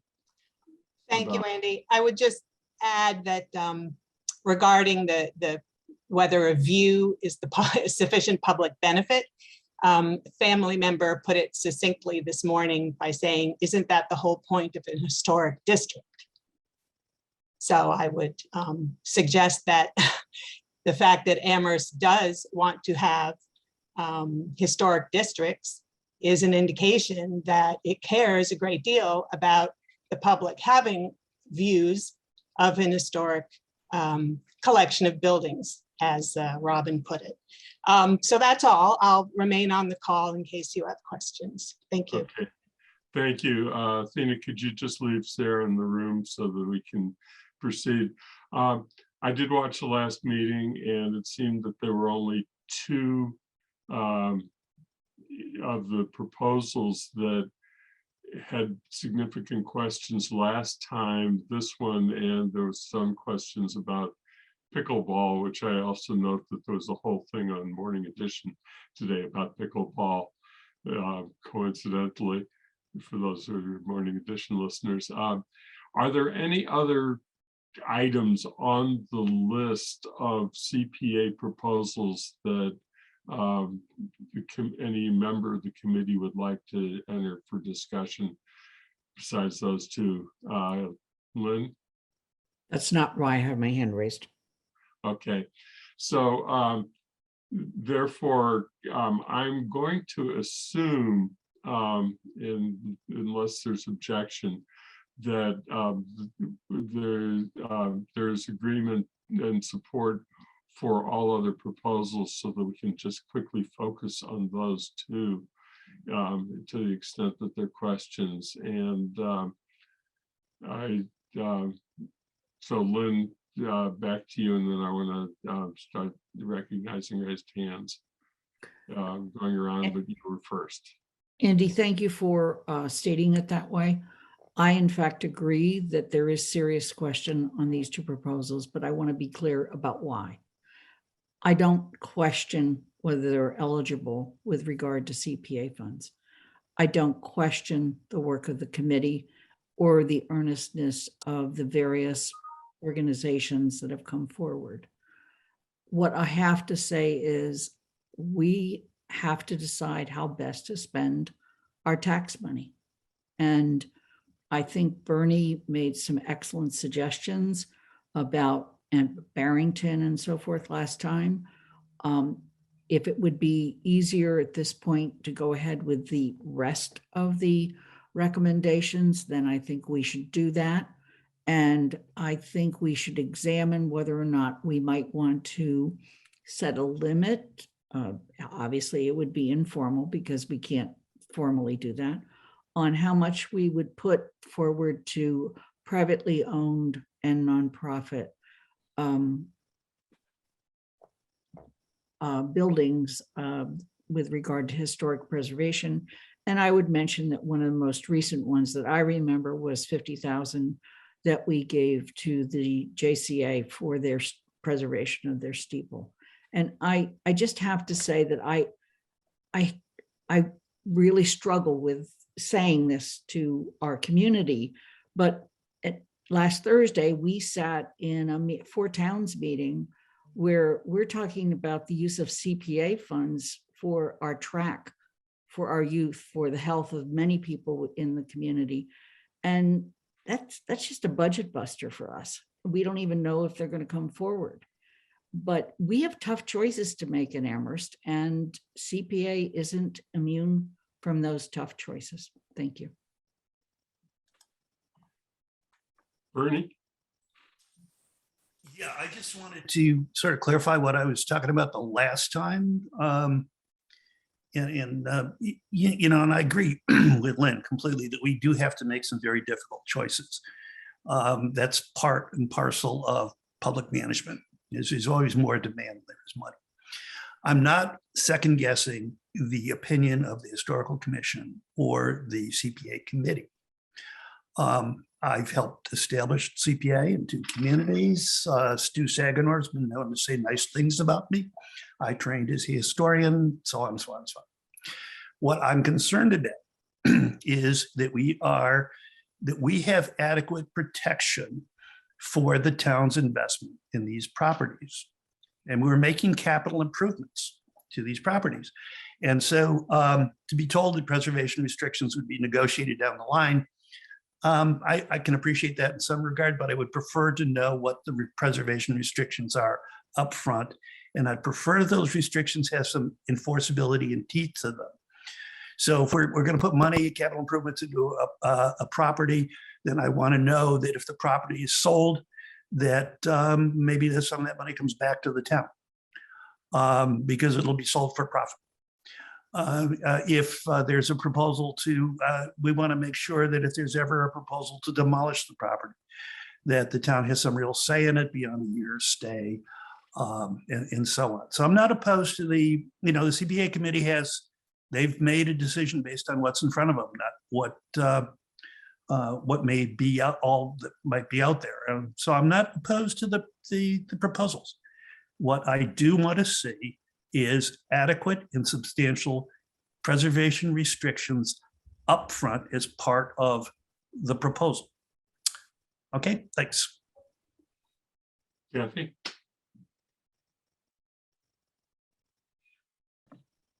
I want to build on both what Lynn and Bernie just said without repeating, particularly without repeating Lynn's opening comments, which were pretty much what I was going to say. So I would like to separate these two items out so we don't hold up the rest and then come back for a discussion if we don't have time to do it today. I agree with Bernie on trying to adopt a policy about an upfront. And then I have a more general question, which goes to Lynn's comment, is I think it's clear these are eligible. It's clear that all decisions, I can understand the arguments for this. But my observation is that the tendency then is whatever happens to be in this year's queue has a chance of getting a green light, even if we know right behind it is a project that we probably would have wanted to fund. They just weren't ready. And CPA has the ability to reserve money, so it doesn't have to spend out or spend up. So we could be thinking that way. We could be thinking about a 2-year or 3-year horizon. And when I'm saying we, it may be the council.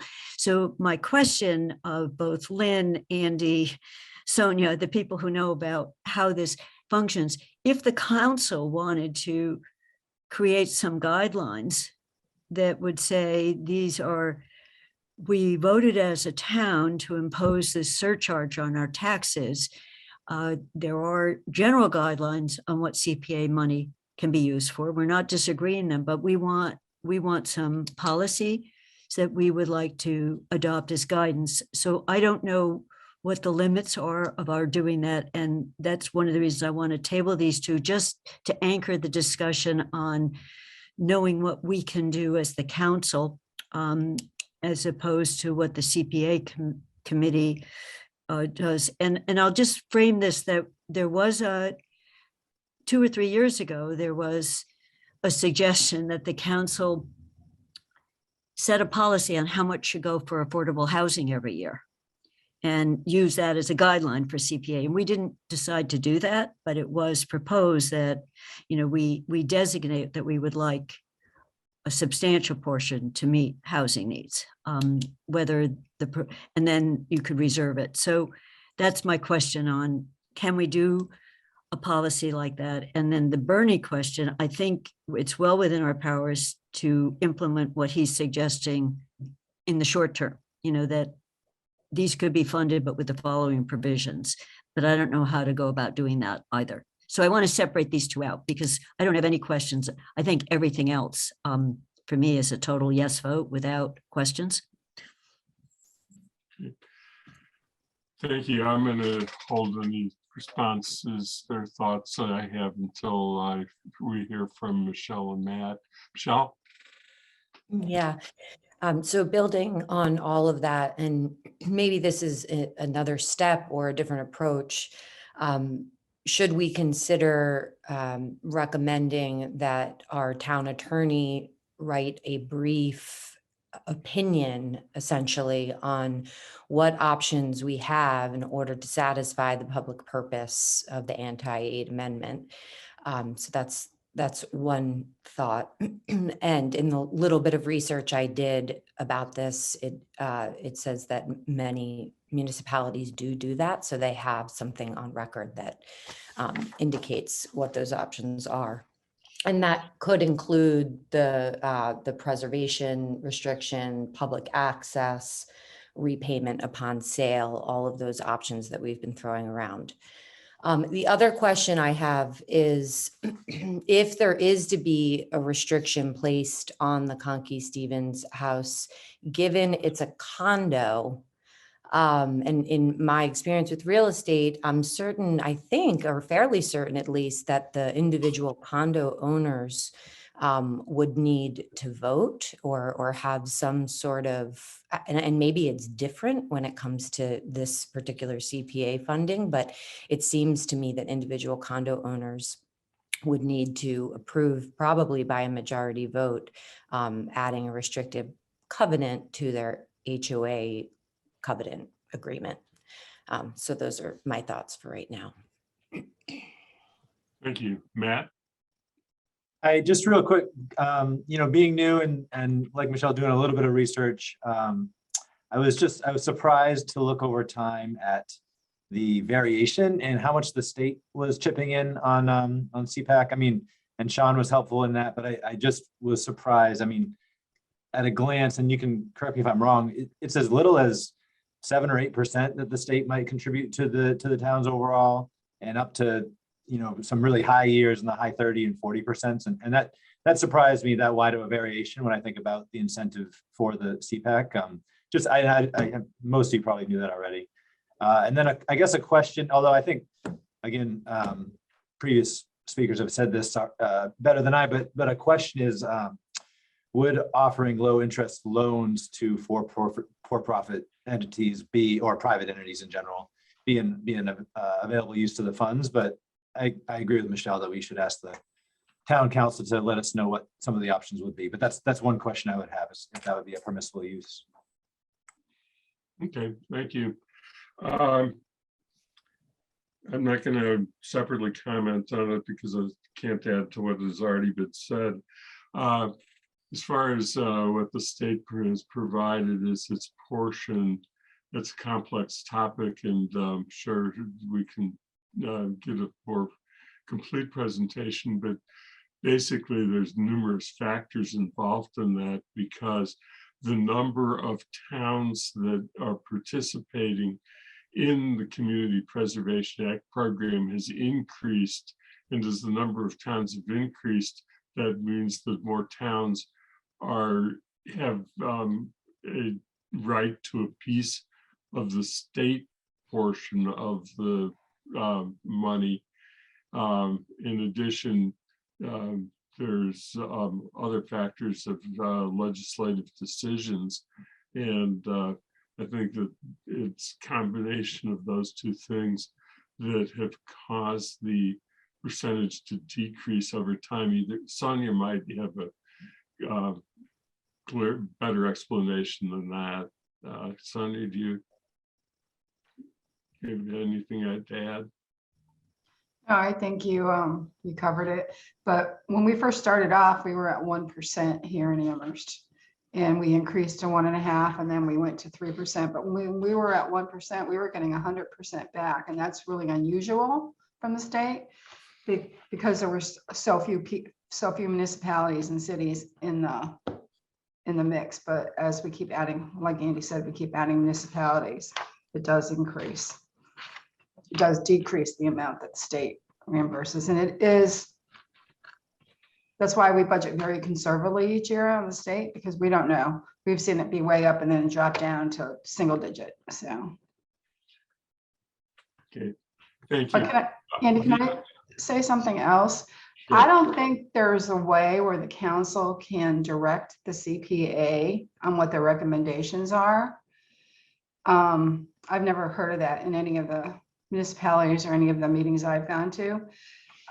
But basically the CPA makes their recommendations to the council or town meeting, and town meeting can reduce that amount if they feel, or council if they feel so, but they cannot change a recommendation or change an or add to it, but they can reduce the total amount. I just wanted to bring that up. Yeah, thank you. I think that's an important point. The other thing I was just going to say, and then I want to get to Bernie, whose hand is up, is that last year we made a decision to recommend that the council adopt all of the programs in the fell swoop except for the library grant, and consider the library grant on a separate schedule.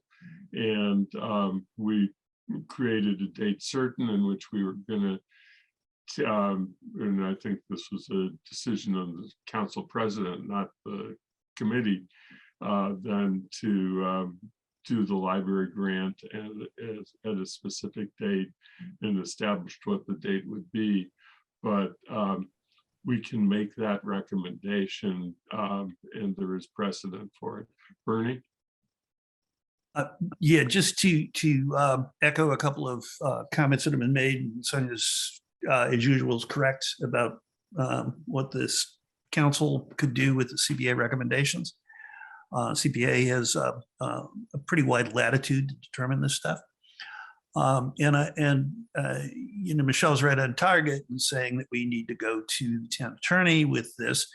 The statute gives a considerable latitude in terms of interpretation to the town's legal counsel.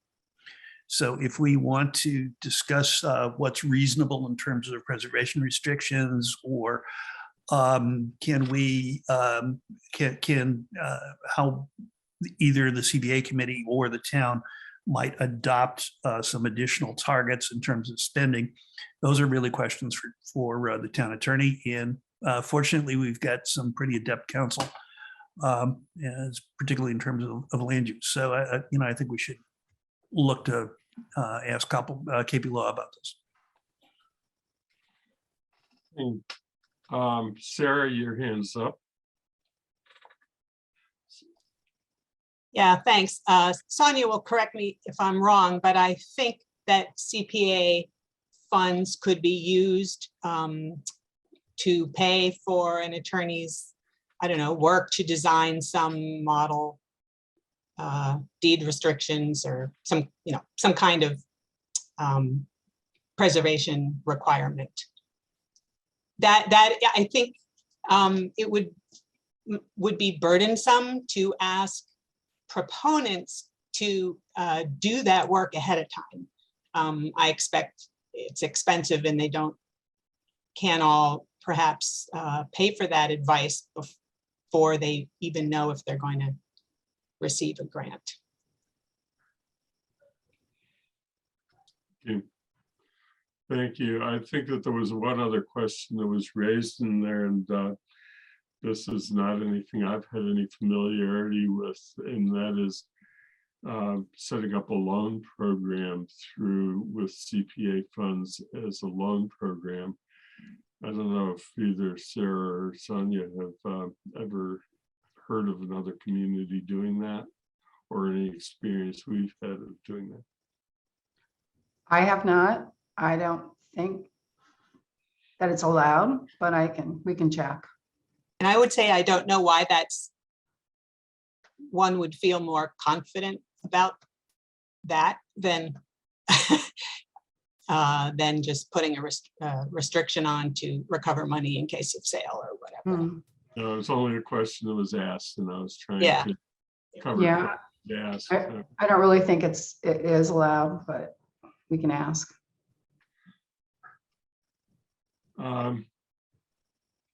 Is there a feeling of the committee that we recommend a group of proposals for adoption immediately and withhold others? I'm not going to make the motion because I'm not going to pick the programs, the grants that somebody would want to include in the motion. I have to leave that. I want to leave that to whoever's going to offer a motion. But I want to proceed so we can keep on the time. Lynn?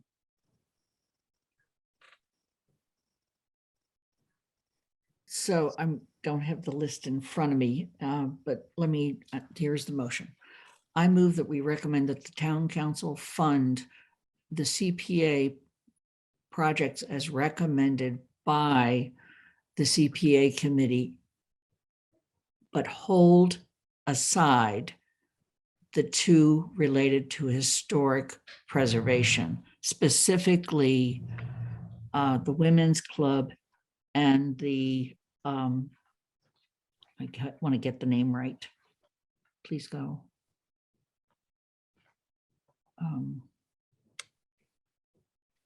It's Conky Stevens' house. The Conkley Stevens house. Thank you. Salem Place HOA. Until we have obtained additional legal counsel. Shane seconds.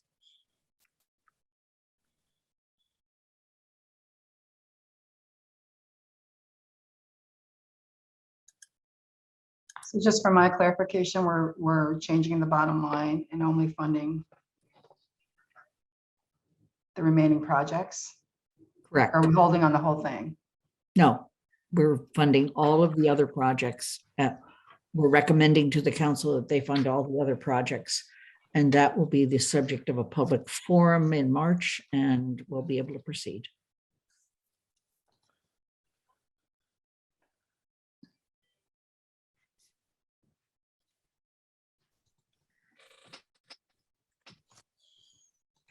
Can I ask for a clarification? Sonia, which line is the women's? They're both under historic preservation. Is it AM Hills House or Simeon Strong House? It's AM Hills. Thank you. Somehow I got thrown off of the call and just did reconnect. My computer reconnected just now. So I missed, but I assume we have a motion, understand we have a motion on the floor that was offered by Lynn. Is that correct? Yes. Bill, did you capture that? Yep. Lynn moved that the Finance Committee recommends that the Town Council fund the CPA projects as recommended by the CPA Committee, but hold aside the two related to historical preservation, the Women's Club or the A.M. Mills House, and the Conky Stevens House, which is also the Salem, whatever it is, Homeowners Association, until they have until the council has obtained additional legal counsel. So Athena, if I could help you out here, the total historic preservation on that council order is now a total of 81,700. And the bottom line total is 2,015,739. That's the total of this appropriation order. And I'll make the changes and send that to you. Thank you, Sonia. I appreciate it. Was there a second to that motion? Kathy seconded it. So we do have a motion on the floor. Okay, Michelle, I'm sorry. Thank you. So do we meet again before the public hearing? And is there, if we were lucky enough to get a legal opinion quickly, would we be able to sort of loop or bring this back into the fold for full review, to be part of the full review again? The answer is yes and yes. Great. Have you set the date on the public hearing on this? Can I also just offer that removing both of these brings the total of historic preservation projects down to, well, I'd have to see what there is in debt, so I'll hold that. But if it's under, if we don't program at least 120,000, I think that's new revenue, then we need to put the remainder of that, make that up in a reserve for historical preservation for future use, just so everyone knows that, to meet our 10% goal. Is there any questions, Sarah? Yes, I don't know how the motion language works, but is the Finance Committee is committed to returning to those two projects and potentially recommending them? It's unclear when you say like putting aside, or does that mean you will come back to them, or are you rejecting them? May I just clarify? It's my intention that we come back to them, that we take the various issues that have been raised here, that Andy and I work with our town, with Sean and the town manager to see what questions we want to ask of legal counsel. We are not rejecting them. We are putting them aside for the moment until we have further information from town council.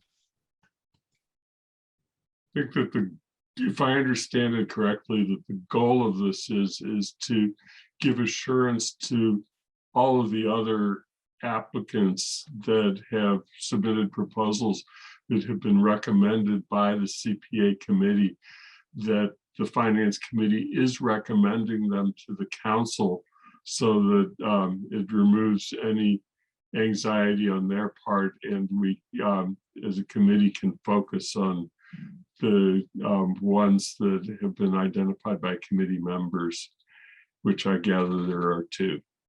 And just to be clear, the earliest that we would be holding the public forum for the council, it would be on the 21st of March. And the vote would possibly be that, but that can be changed. We try to move it as early as we can, so, and take it out of cycle with the rest of the budget so that people can start counting on the money they are receiving. And I think there was another purpose, and that was to make sure that the JCPC on the earliest possibility would have an indication of where the council is going on CPA, so that it could do that, have that information as it developed the capital improvement plan as required by the charter. Sean? I just wanted to let you know I have to sign off for another meeting, but Sonia will stay, and she obviously can handle anything that you have for questions. So thank you all. Okay, I think what we want to do is go ahead and vote on this, and then quickly return to the date question that Kathy raised, and adjourn, because we are way over time at this point. And so at that point, is there any further discussion on the motion on the floor, or can we proceed to a vote? Seeing no hands, let me just go through a vote process. Kathy? Yes. Alicia? Yes. I'm a yes. Michelle? Yes. Bernie? Yes. Support. Let's see, Matt? Support. Lynn? Yes. Bob? I have to recuse myself because my son's getting married at the Amherst Women's Club this October. So I think that we have everybody, and that it's unanimous of the voting members. 2 members are supporting, and 1 member has declined to indicate a position because of personal reasons, and we'll just leave it at that. So that I think ends the discussion for this point. We will get it back on a future agenda for the remaining pieces. In the meantime, if you have anybody who has suggestions, please send them to me and to Sean as to what you would like, how you would formulate it. Otherwise, we will meet with, including Lynn, to work with Paul Bockelman and get the appropriate questions to the town attorney. Is there anything else to be said on the subject of CPA? Then the one thing that I want to do really quickly is that I had put forward some dates for next meetings, and Kathy already explained the problem that she can't be there for the 8th, and I think that the 22nd was a problem for you too. You don't have to explain the problem, but I just want to confirm it was a problem. The 22nd is a problem, but the 8th, and I will correct my statement. I'm not on the jury. I'm being summoned to be part of the trial. And so I'm not likely to get out of it unless they settle. The other is is an appointment that I don't think I can switch. But just on the 22nd, it is possible that I can be there for most of the meeting on Zoom, but I want to be there for the parking discussion. And I looked, Andy, the 5th would still be before the forum, which I think is why you scheduled it for the 8th for the discussion, so we can get answers back to some questions and we can provide a recommendation, or we can participate on the March 10th forum. So I just looked at no, not the 8th. It wouldn't be the 8th. It would be the 1st. Sorry, March 1st would be a Tuesday. I'm sorry, I had the wrong calendar up. Yeah, I was going to ask about that. No, Shirley, it was March 1st is still 2 weeks from now. So it felt like there's enough time for Sean to get back to us if we submit him. And so that was my suggestion. And I don't want everyone to bend just around me. If we can't, I will just do my best to see what answers come back. And I can't participate in the meeting if I'm sitting on a witness. Let me move this along. Could people look at their calendars real quickly and raise their hand if March 1st is a acceptable date in which people can meet, and that way we will I'll just look to see if we have raised hands using either. Sorry, Andy, I have a quick question. So we're moving it to March 1st from which date? The 8th. So it would be the 22nd and the 1st, not the 8th. I was going to handle this 22nd separately. Okay, so one at a time. Okay. And I have a suggestion for that, but I want to get the next meeting done. Okay. So I think that we have agreement to just go ahead and move the 8th to the 1st and to have the next meeting. Matt cannot meet on the 1st. Is that correct, Matt? The 1st, I'm sorry, the 1st of March? Yeah. Yeah. I cannot, but you guys can sally forth without me. Thank you, everyone. Yeah. Okay, so Matt, I'm sorry that we've gotten into this problem. What I'm going to do is work with either Athena or Sean to get a doodle poll out for the other meeting, the next meeting, the 22nd, and I'll see if we can find an alternative date for that, but I didn't feel that it was compelling to do it now. Because it's so late and we're so beyond the 2-hour limit that we've set, I was wondering if anybody would object to putting the minutes into the next meeting and make sure that we make that happen and that we can adjourn today's meeting. Kathy? I agree with that, Andy, and I was just going to suggest using the process Lynn and Athena have. If we see a change in the minutes that we want to suggest, we get that to, I guess these came from Athena or Bill, so that we don't have to spend, I just had one change, one edit. You can send changes to me and I'll put them into the next packet with those changes. Thanks. So yeah, I think that's a good suggestion and I appreciate it. Thank you, Kathy.